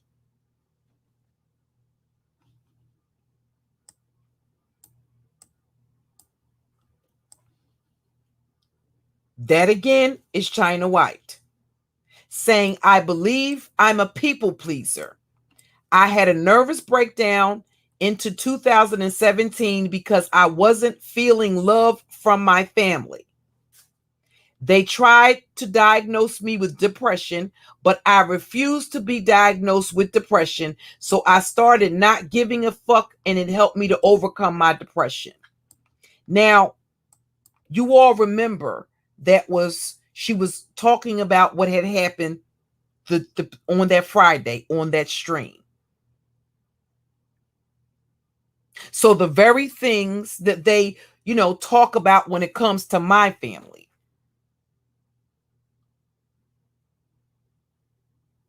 their family is no different. That's the reason why I said when she had bitches coming in the chat, whether it was her sister or not, whether it was her mother or not, under troll, whether it was a debt or somebody she had under troll accounts, people hitting on links. They had all of this smoke on links. I allow people to come onto the panel, and not only do I have to argue with the strange woman that I don't know, that is somebody that China sent, but there's a grown-ass man talking over her. And that's the same thing that happened every time I confronted Nyla on a panel. I had to argue with Taz in addition to her. I was losing my voice trying to overtalk them. And while I'm arguing and debating back and forth with them, people like Claudiva are allowing other people to come onto the panel and just basically dogpile me. So when I hit a panel, generally my defenses, I'm usually on one when I hit a panel, because I'm expecting anything to pop off, because I've seen content creators line other people up. And I tried to, good morning, Shan. I tried to warn Claudiva that they were using her, but I'm also going to allow you to see exactly what Nyla thought about Claudiva and how sympathetic she was, since she's such the expert on misogynoir.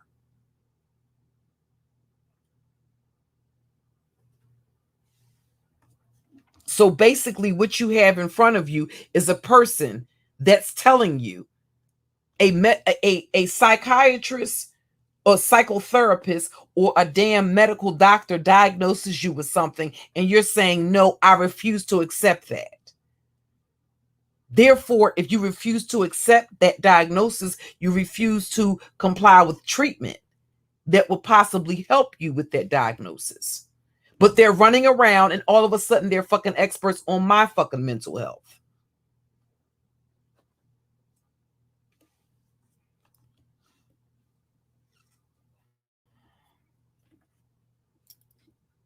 Just because I don't get up here and say I have a therapist, it doesn't mean I don't have one. I receive mental health, outpatient mental health treatment via the consortium at 5501 Chestnut Street. Thank you very much. When it comes to therapy sessions, I don't even have to go into the office. I have those via telephone. The only thing I have to physically go into the office for is for medication management. But you always got motherfuckers up here trying to get up in your motherfucking head.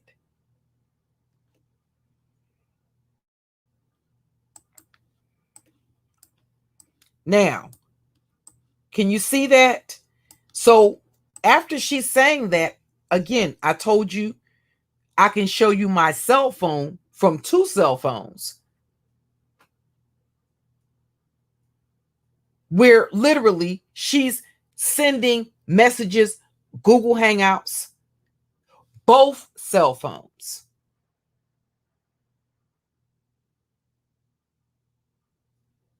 Same messages, copying and pasting the messages. I wasn't responding. If you say you're deleting the YouTube, you're done with YouTube, again, like I told you, it was just too much.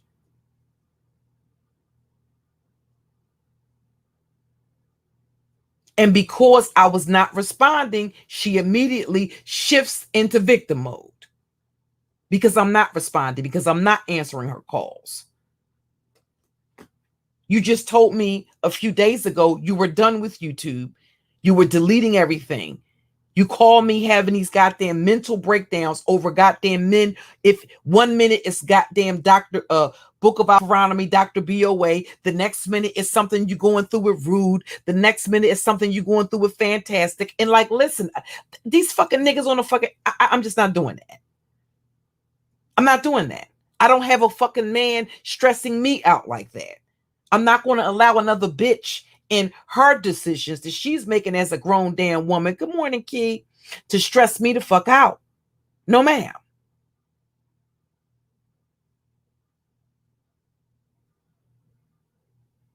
They make fun of me being a single woman because I said I'm taking a hiatus to heal.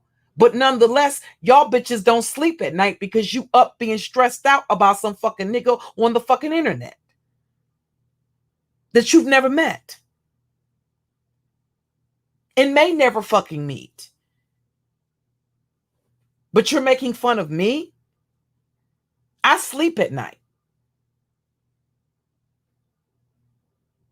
If I don't sleep at night, I sleep enough during the day to where I'm up at night. The only time I don't have the option of sleeping during the daytime is when I have my grandchildren.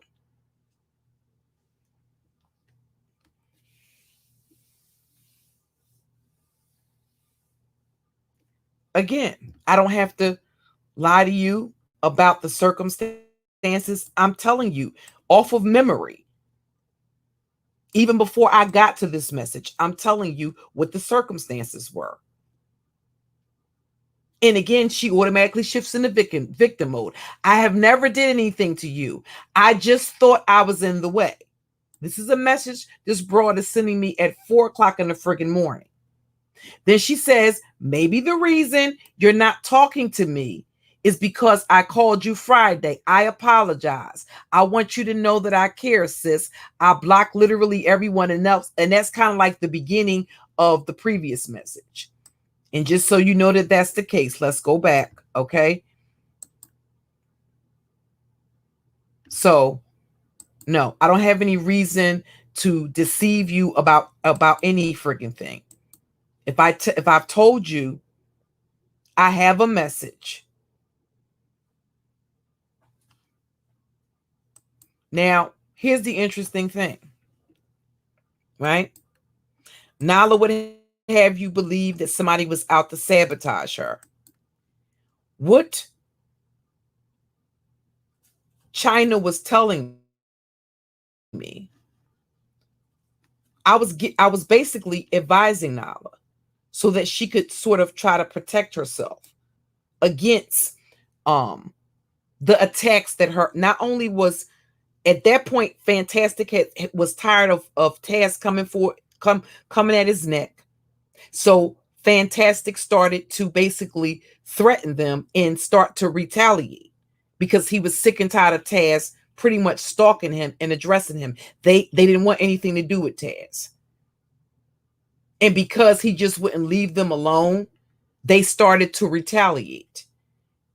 In addition, at that time, Rude was weaponizing Uppity Unicorn. And when I get to the communication between me and China and Elise, you'll see that Rude was weaponizing. We knew Rude was using Uppity Unicorn. I said as much. You'll see communication between me and Nyla where Nyla is sending me the back chat between her and Rude.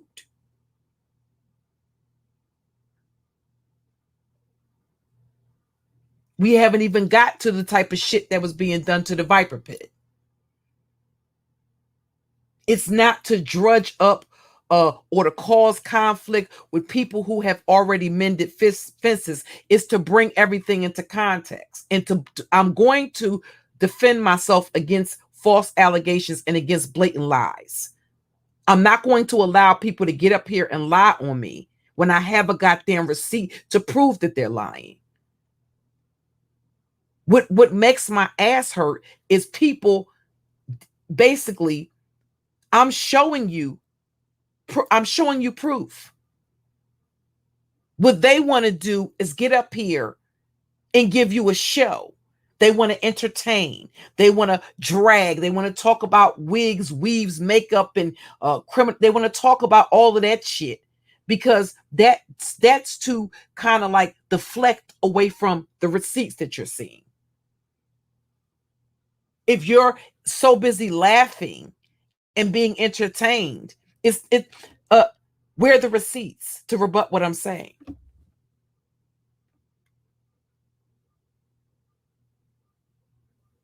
Do you think for some reason they've forgotten or that they don't know the arsenal that I'm holding? They're well aware of that. So the question would be, why didn't they just leave me the fuck alone when they had the opportunity to, when I wasn't thinking about them? At the end of the day, if it was a matter of them entertaining, dragging, and roasting, well, I've defeated you flawlessly. Take the L and go to fuck home. That's what you had the option to do. You no longer have the option to do that. I gave you the opportunity to do that, and you refused to do that. So now we're gonna really get the fuck into it. And they don't like this type of teaching, but nonetheless, apparently, it's necessary. Because I'm tired of playing. I'm tired of having to stop what I'm doing with a completely new audience. Not a completely new audience. I'm sorry. I apologize, day ones. But with a new audience. Not completely new. Because I still have some day ones. To stop. To have to stop doing. I'm doing fucking true crime. And working in content that's similar to my original content in the true crime. I have to fucking stop doing that to address these bitches running around because they're afraid that my platform is growing. So they feel like they have to take some type of preemptive strike. And I'm not thinking about these bitches.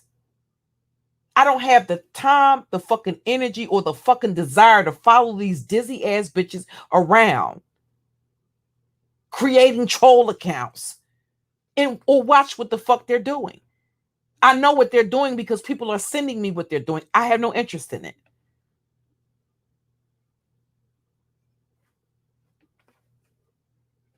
So China is giving me, they are key.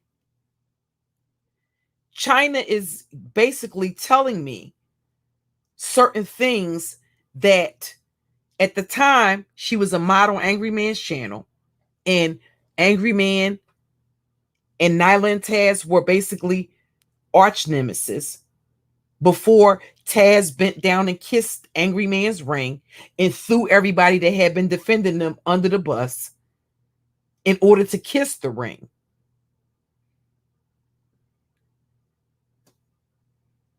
China, being in their camp,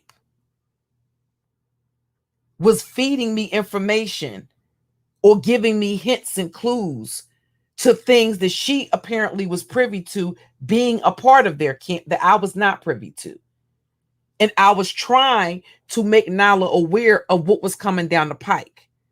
So for this cunt to come up here and try to rewrite history and make it seem like I had some ill will for her, or I tried, bitch, listen, what the fuck would make you think I would allow you to get away with that?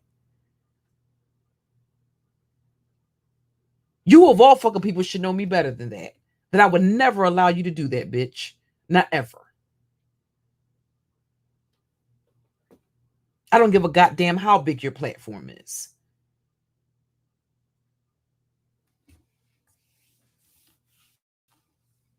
You should already know if you come sniffing around these motherfucking parts for smoke, bitch, you're going to get it. And you don't like this type of teaching.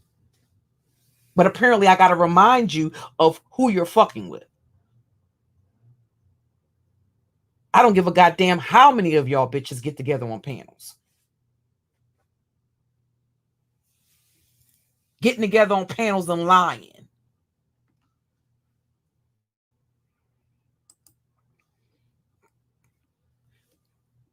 So, and yeah, I'm gonna get ready to take it. I'm gonna get ready. I'm not tired. I'm not tired, but I'm gonna get ready. I'm gonna keep it down to as close to 2 hours as it can possibly get. But I was trying to give her the heads up. I'm saying, Nyla, sis, you and Goat is what I'm calling Taz, are going to have to defend yourself. I said, y'all have a right to defend yourself. And I'm telling her rude is not going to stop, Nala. Why am I saying rude is not going to stop? Because China is telling me what rude is planning. And the things that he's telling her, she's not giving me things. She's not being specific, but she's being specific enough for me to try to give her the heads up to let her know. At this time, Taz was running around attacking women on the platform, but not addressing the men. And I've seen this play out time and time again with a lot of these men. They will go full throttle for a woman, but will not address men that are addressing them head on. When they're confronted with a man, they'll take off. I've seen it. But when it comes to a woman, oh, they can drag your wig, they can drag your kids, they can drag your uterus, they can drag your ovaries. They can talk up under your clothes. But when it comes to a man, meeting them head on with matching that aggression, they don't have any smoke. They need an explanation as for why he's addressing them as another man. But they got all of this damn smoke for women. And then they wonder why you don't respect, why I don't respect them. Because that's not masculine behavior to me. And it's typical for abusive men that like to beat women that won't fight men.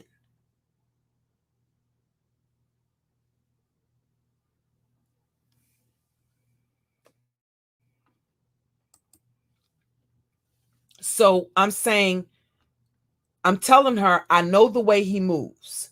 So this is Nyla saying, yup, you right. She said, you see what Bayou and them did. So I am telling her,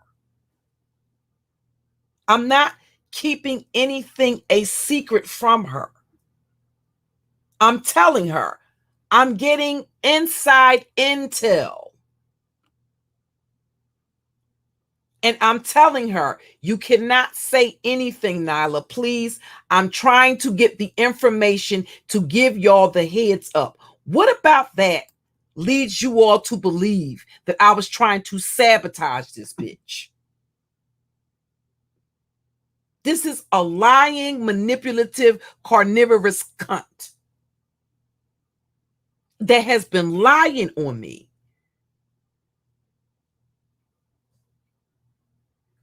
Fucking relentlessly. That's the reason why I said, please, for those of y'all that don't have anything, a dog in the fight, please stand down. Because what's going to happen is she'll have you out here looking like a damn fool and then still expect for you to come out here and windmill. That's kind of like the way these broads operate. It doesn't matter if our audience is looking at receipts. Come out here and lie anyway. Doesn't matter what you see, doesn't matter what you hear, doesn't matter what you know. Disregard your common sense and intuition and listen to what we're saying. And continue to windmill for us so you can look stupid and people can be side-eyeing you right along with us. No, ma'am. No, ma'am. I don't give a goddamn who it is. At the end of the day, I have my own platform to think about. People have to know that I am credible. Well, do they know I'm crazy? Hell yeah. Do they know I can turn up and become savage as fuck? Absolutely. But people always say, well, why do they follow? Well, maybe over the years they've gotten to know me and know the way I operate. And know that at the end of the day, doesn't matter whether you call me a felon, I still have more integrity than a lot of you motherfuckers who do not have a criminal record at all. That doesn't mean I'm going to do anything. Again, I said I've been arrested for fighting multiple times, and I've been arrested for drug activity, dealing drugs. That's what I went to jail for. Okay? Not stealing, not prostitution, not harming children, not robbing people. It doesn't mean I don't have any integrity. It doesn't mean I'm willing to do anything and everything.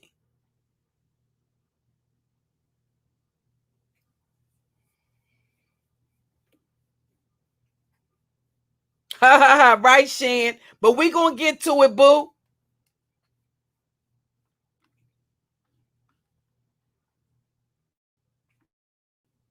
And Shan is somebody that has been knowing me for years, since 2018. So this is Nyla saying she swears she won't. And I'm saying, so she's saying, this bitch talking about Alado and Kizzy, I think she was talking about Bayou. So I don't know why it won't let me blow that one up, but whatever. I know it was one I wanted to show you all.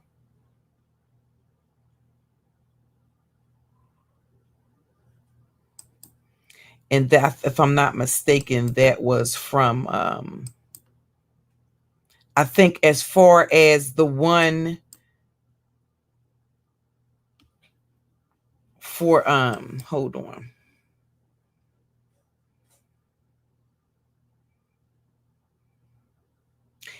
And, you know, I wanted to show you guys the ones from, where she's, let me find that.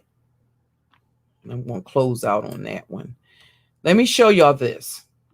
So when you think China White ain't no, China White was 100 goddamn % aware. Okay? March the 23rd of fucking 2020. This was after. When she tried to make it, a lot of times people say, well, maybe Cookie, no, Cookie ain't lying for no motherfucking body. Sorry, not the fuck sorry. You got me fucked up. Now, if it's an abusive nigga that's looking for you or some shit like that, or I have to protect you, yeah, I will. But only under those type of circumstances. Just to lie for some motherfucking online fantasy, no ma'am. No ma'am.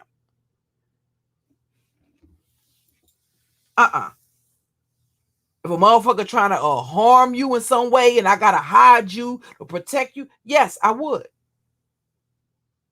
I wouldn't think twice about it, but not just to be protecting some coming out here to protect some goddamn online no.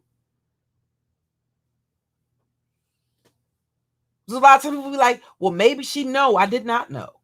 I'm not knowingly or willingly lying for any fucking body to help them deceive fucking people. So she tried to make it seem like, no, I did not know. I was blindsided by the information that came out. And why was that? If she had been keeping it funky with me, don't you think I would have known? No, I didn't know. This is me telling China, I saw some receipts last night that Nyla told Bayou Bunny that she needed money for surgery to save her life because she told her something about some sucker doses. And I told her not from Bayou Bunny, but from Cass and JV. And that was after I had talked to Bayou Bunny and she put me in contact with Cass and JV, not because we had been on no back end communicating. And I said, and Nyla did put uppity unicorn nudes out there, China. And I'm going to tell you exactly how I did, how she did it. I know this for a fact because they told me how she did it. So no, I did not fucking know that she had done that. Because she told me for since I met the bitch that the broad was just that the woman was just making it up. So no, I did not.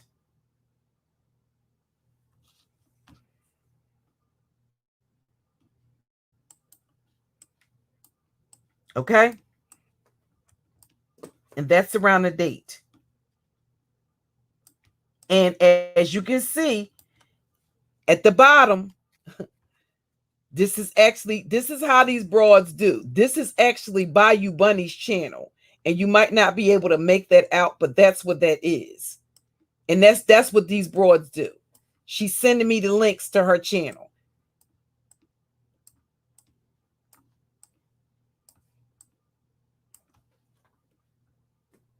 And the interesting thing is, do you want to know why she's doing that?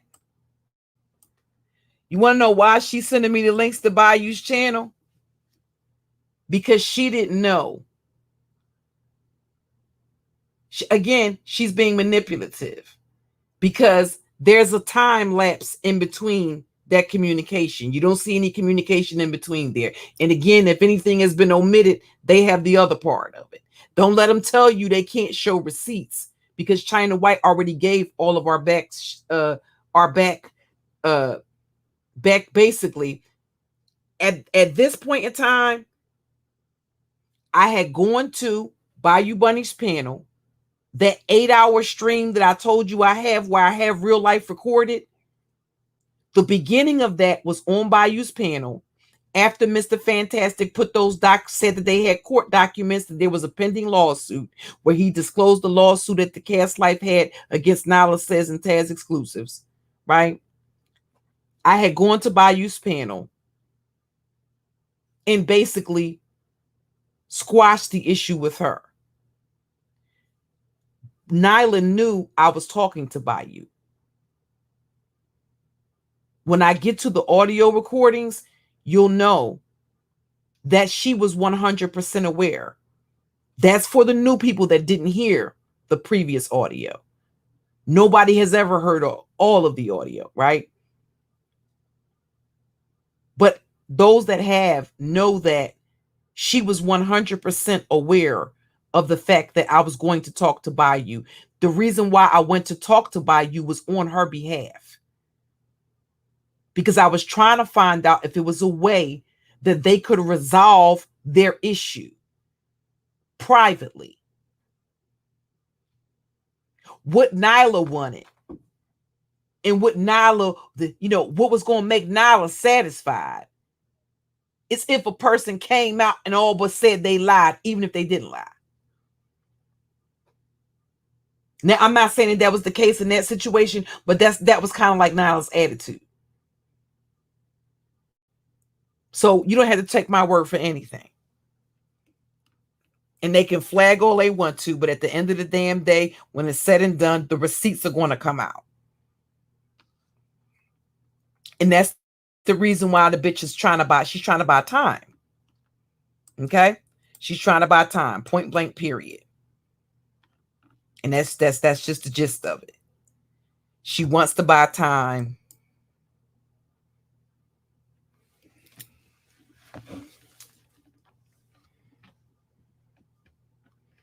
Now, she talked about she had my back. No, that bitch did not have my back. What were me and China talking about about a week or so before those last messages you seen? Well, this is kind of like what I was dealing with. You remember I said when the issue came up, you remember I told you that all of a sudden when that whole Super Sly, Neon Eyes, Game Changer thing popped off with those allegations, you remember I told you it wasn't normal for her to be defending me, that it was actually me out there windmilling. And of course, that's something that you choose to do voluntarily, right? But I was also, although I was doing it voluntarily, there was also an obligation to do it. And do you know the reason why I felt the obligation to do it? Because Taz wasn't fucking doing it.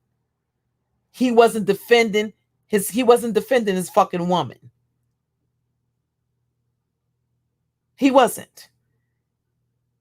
And because he wasn't defending her, she was leaning on me the way she should have been leaning on this motherfucker she's been telling y'all is her husband, that is this protector, provider, and fucking problem solver. That's who she should have been leaning on, not me.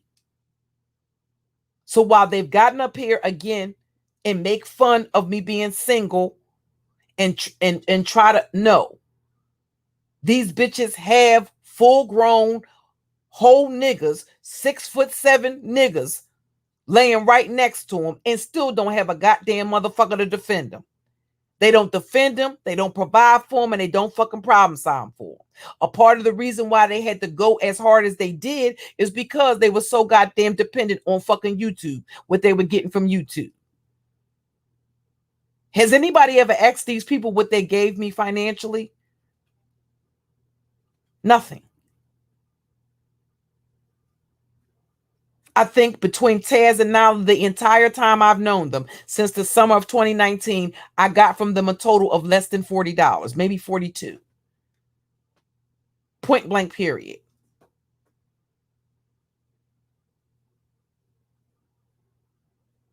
So this was being said a week prior. I'm telling China, no way. I was supposed to be going up against panels full of bitches with no one from the B network hopping on a panel to help me. I was defending Nala and Taz, and the whole B1 network and Black Woman's Fear sat back and watched. So which one of these bitches was I indebted to? Do you know what they apparently what they expected me to do was to keep just fighting for them? No matter what came out, no matter what receipt was dropped, no matter what was in front of my face, no matter what I heard, I was supposed to ignore that and keep on windmilling. And they had me in life all fucked up.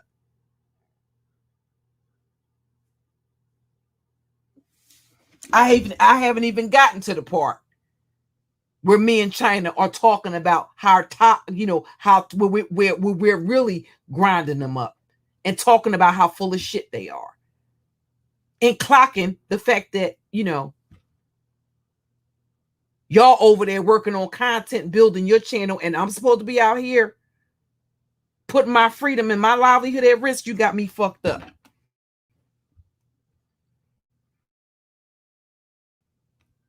Just because you share my channel? No, ma'am. And I that's the reason why I tell other content creators, listen, don't do that. Don't think that because you cool with some bigger content creator that no, what they will do is use you. They will use you. And like I said, all of this flagging and shit, I'm not surprised by this. This is what they do. This is what they do every time that I start exposing the truth. That's why I said some of these, at some point, I'm going to have to put certain things. That's the reason why I always stream from more than one channel. At some point, I'm going to have to put some things behind the paywall so that those, I'll try to show. I always show when it comes to something like that or showing people the truth. I'm not going to make you pay to see the damn truth. Okay? Or pay to hear something. No, I'm not going to make you pay to see the damn truth.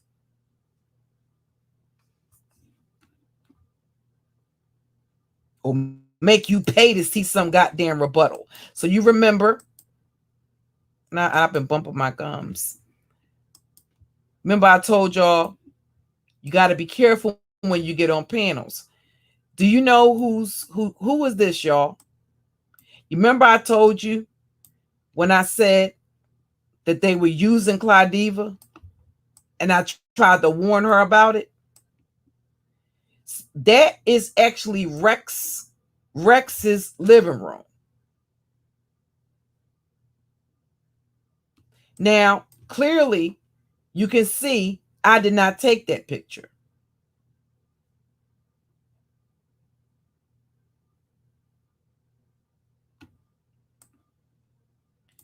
When I told you that the way that I met Claudiva was stalking Suge,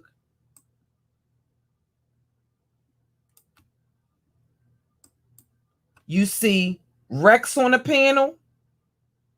You see Taz on the panel. You see Suey on the panel.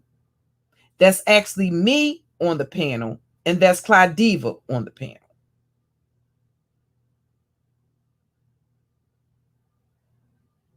What you see is Renee saying, I'll be okay.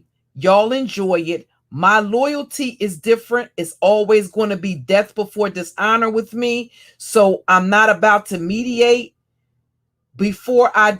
So I'm about to. I'm sorry. I'm about to meditate before I do some shit. She probably meant to say I will regret. And why is that?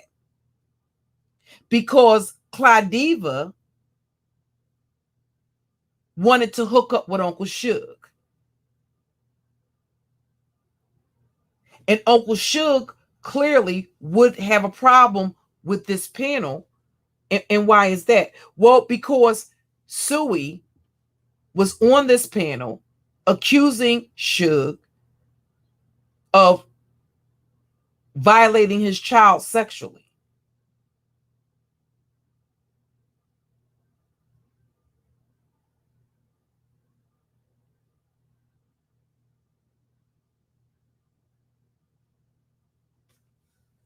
And he went off. Because at that time, him and Claudiva were supposed to be dating or whatever. You see the date, 2/19/2020. Now, why is that the case? Why am I sending this? Why am I sending this to Nyla? Because of this. Right? You see the date, 2/19/2020. Now, if you think Claudiva didn't see this receipt, you would be mistaken. She absolutely did. And you know the reason why she didn't care? Because anybody that was going to go against Suge,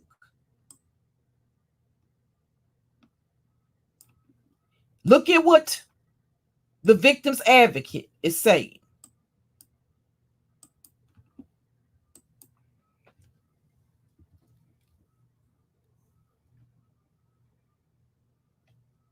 Do you think Claudiva didn't see that? She saw it.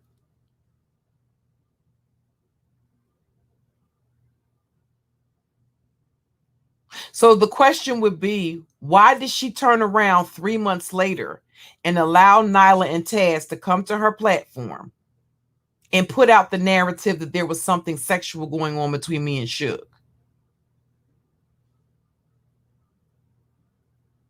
Because by that time, the relationship had failed. And what she was doing was attacking anybody that had any dealings with Suge.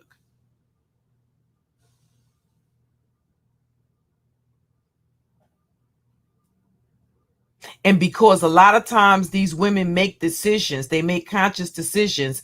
And after they make the decisions to get involved with these men, when the relationships don't work out, they want to blame somebody else. And she repeatedly disrespected me and accused me of being what the fuck she is. And because these bitches are very superficial anyway, they think that, well, you wear wigs and you wear. This is why she became obsessed with finding an unfiltered picture of mine. Because they believe that if they show your flaws, if they put you down, that somehow it makes them more attractive. No, it actually makes you less attractive. And contrary to what you believe, men also know the reason why you're doing it. And they know that in part you're doing it because you're insecure and because you're jealous and envious. They just play along when it's convenient for them to play along.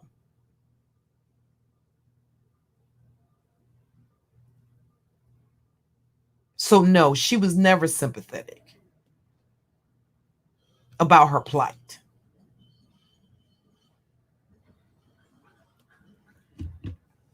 So thank you guys. My stomach is a little empty. I want to make me some bacon.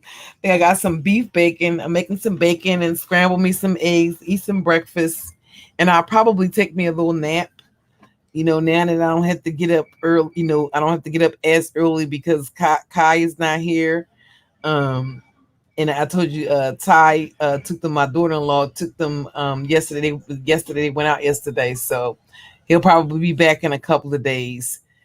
I keep him because again, I'm not a fan of daycare. I never have been a fan of daycare. Not only is it very costly, but if I'm home, it's no reason for my daughter to incur the cost or the inconvenience of having right, Kels. No reason for her to have to endure the mods. Can y'all drop the link to Kels? I need you to email me too, because I got something to tell you, but I don't want to say it. I don't want to say it publicly. Email me at this email address, please. Hold on. And just let me know it's you. I got something to tell you. It was somebody else I wanted to email me at that number, but email me at there. I got something to tell you. Just put in the header, even if you create a separate email. Just put in the header, boo, that it's you, because I have something that I have to tell you. Okay, mods, can you drop the link to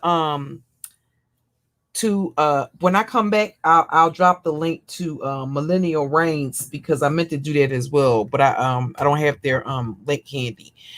Mods, can you drop the link to Kel's channel? Ladies and gents, if you can be so kind as to support Kel's, hey beautiful soul, to support Kel's channel. Okay, so that way when she starts actually uploading and going live from the channel, she'll have the support of the other sister, and please. Okay. So thank you guys for hanging out with me for the last 2 hours and 32 minutes. This is a little late night, little tea sipping session. But we're going to get into it. I'm going to try to get through. I'm going to try to use this weekend to get through as many receipts as I can until I get tired, because I actually get tired sometimes of going back through this stuff, because it's very emotionally draining. It's just emotionally draining. Okay. And I want to finish up my Granville. I want to finish up my Granville Richie story, so that way I can move on to the next crimes. It's a couple of ones that I have in mind. Listen, I was actually thinking about covering, what is that broad's name? She actually, it was like this love. Oh, it's like one of those plots and twists. I'm sorry, I'm scratching my head. It was like one of these plots and twists and turns. Carla Hughes.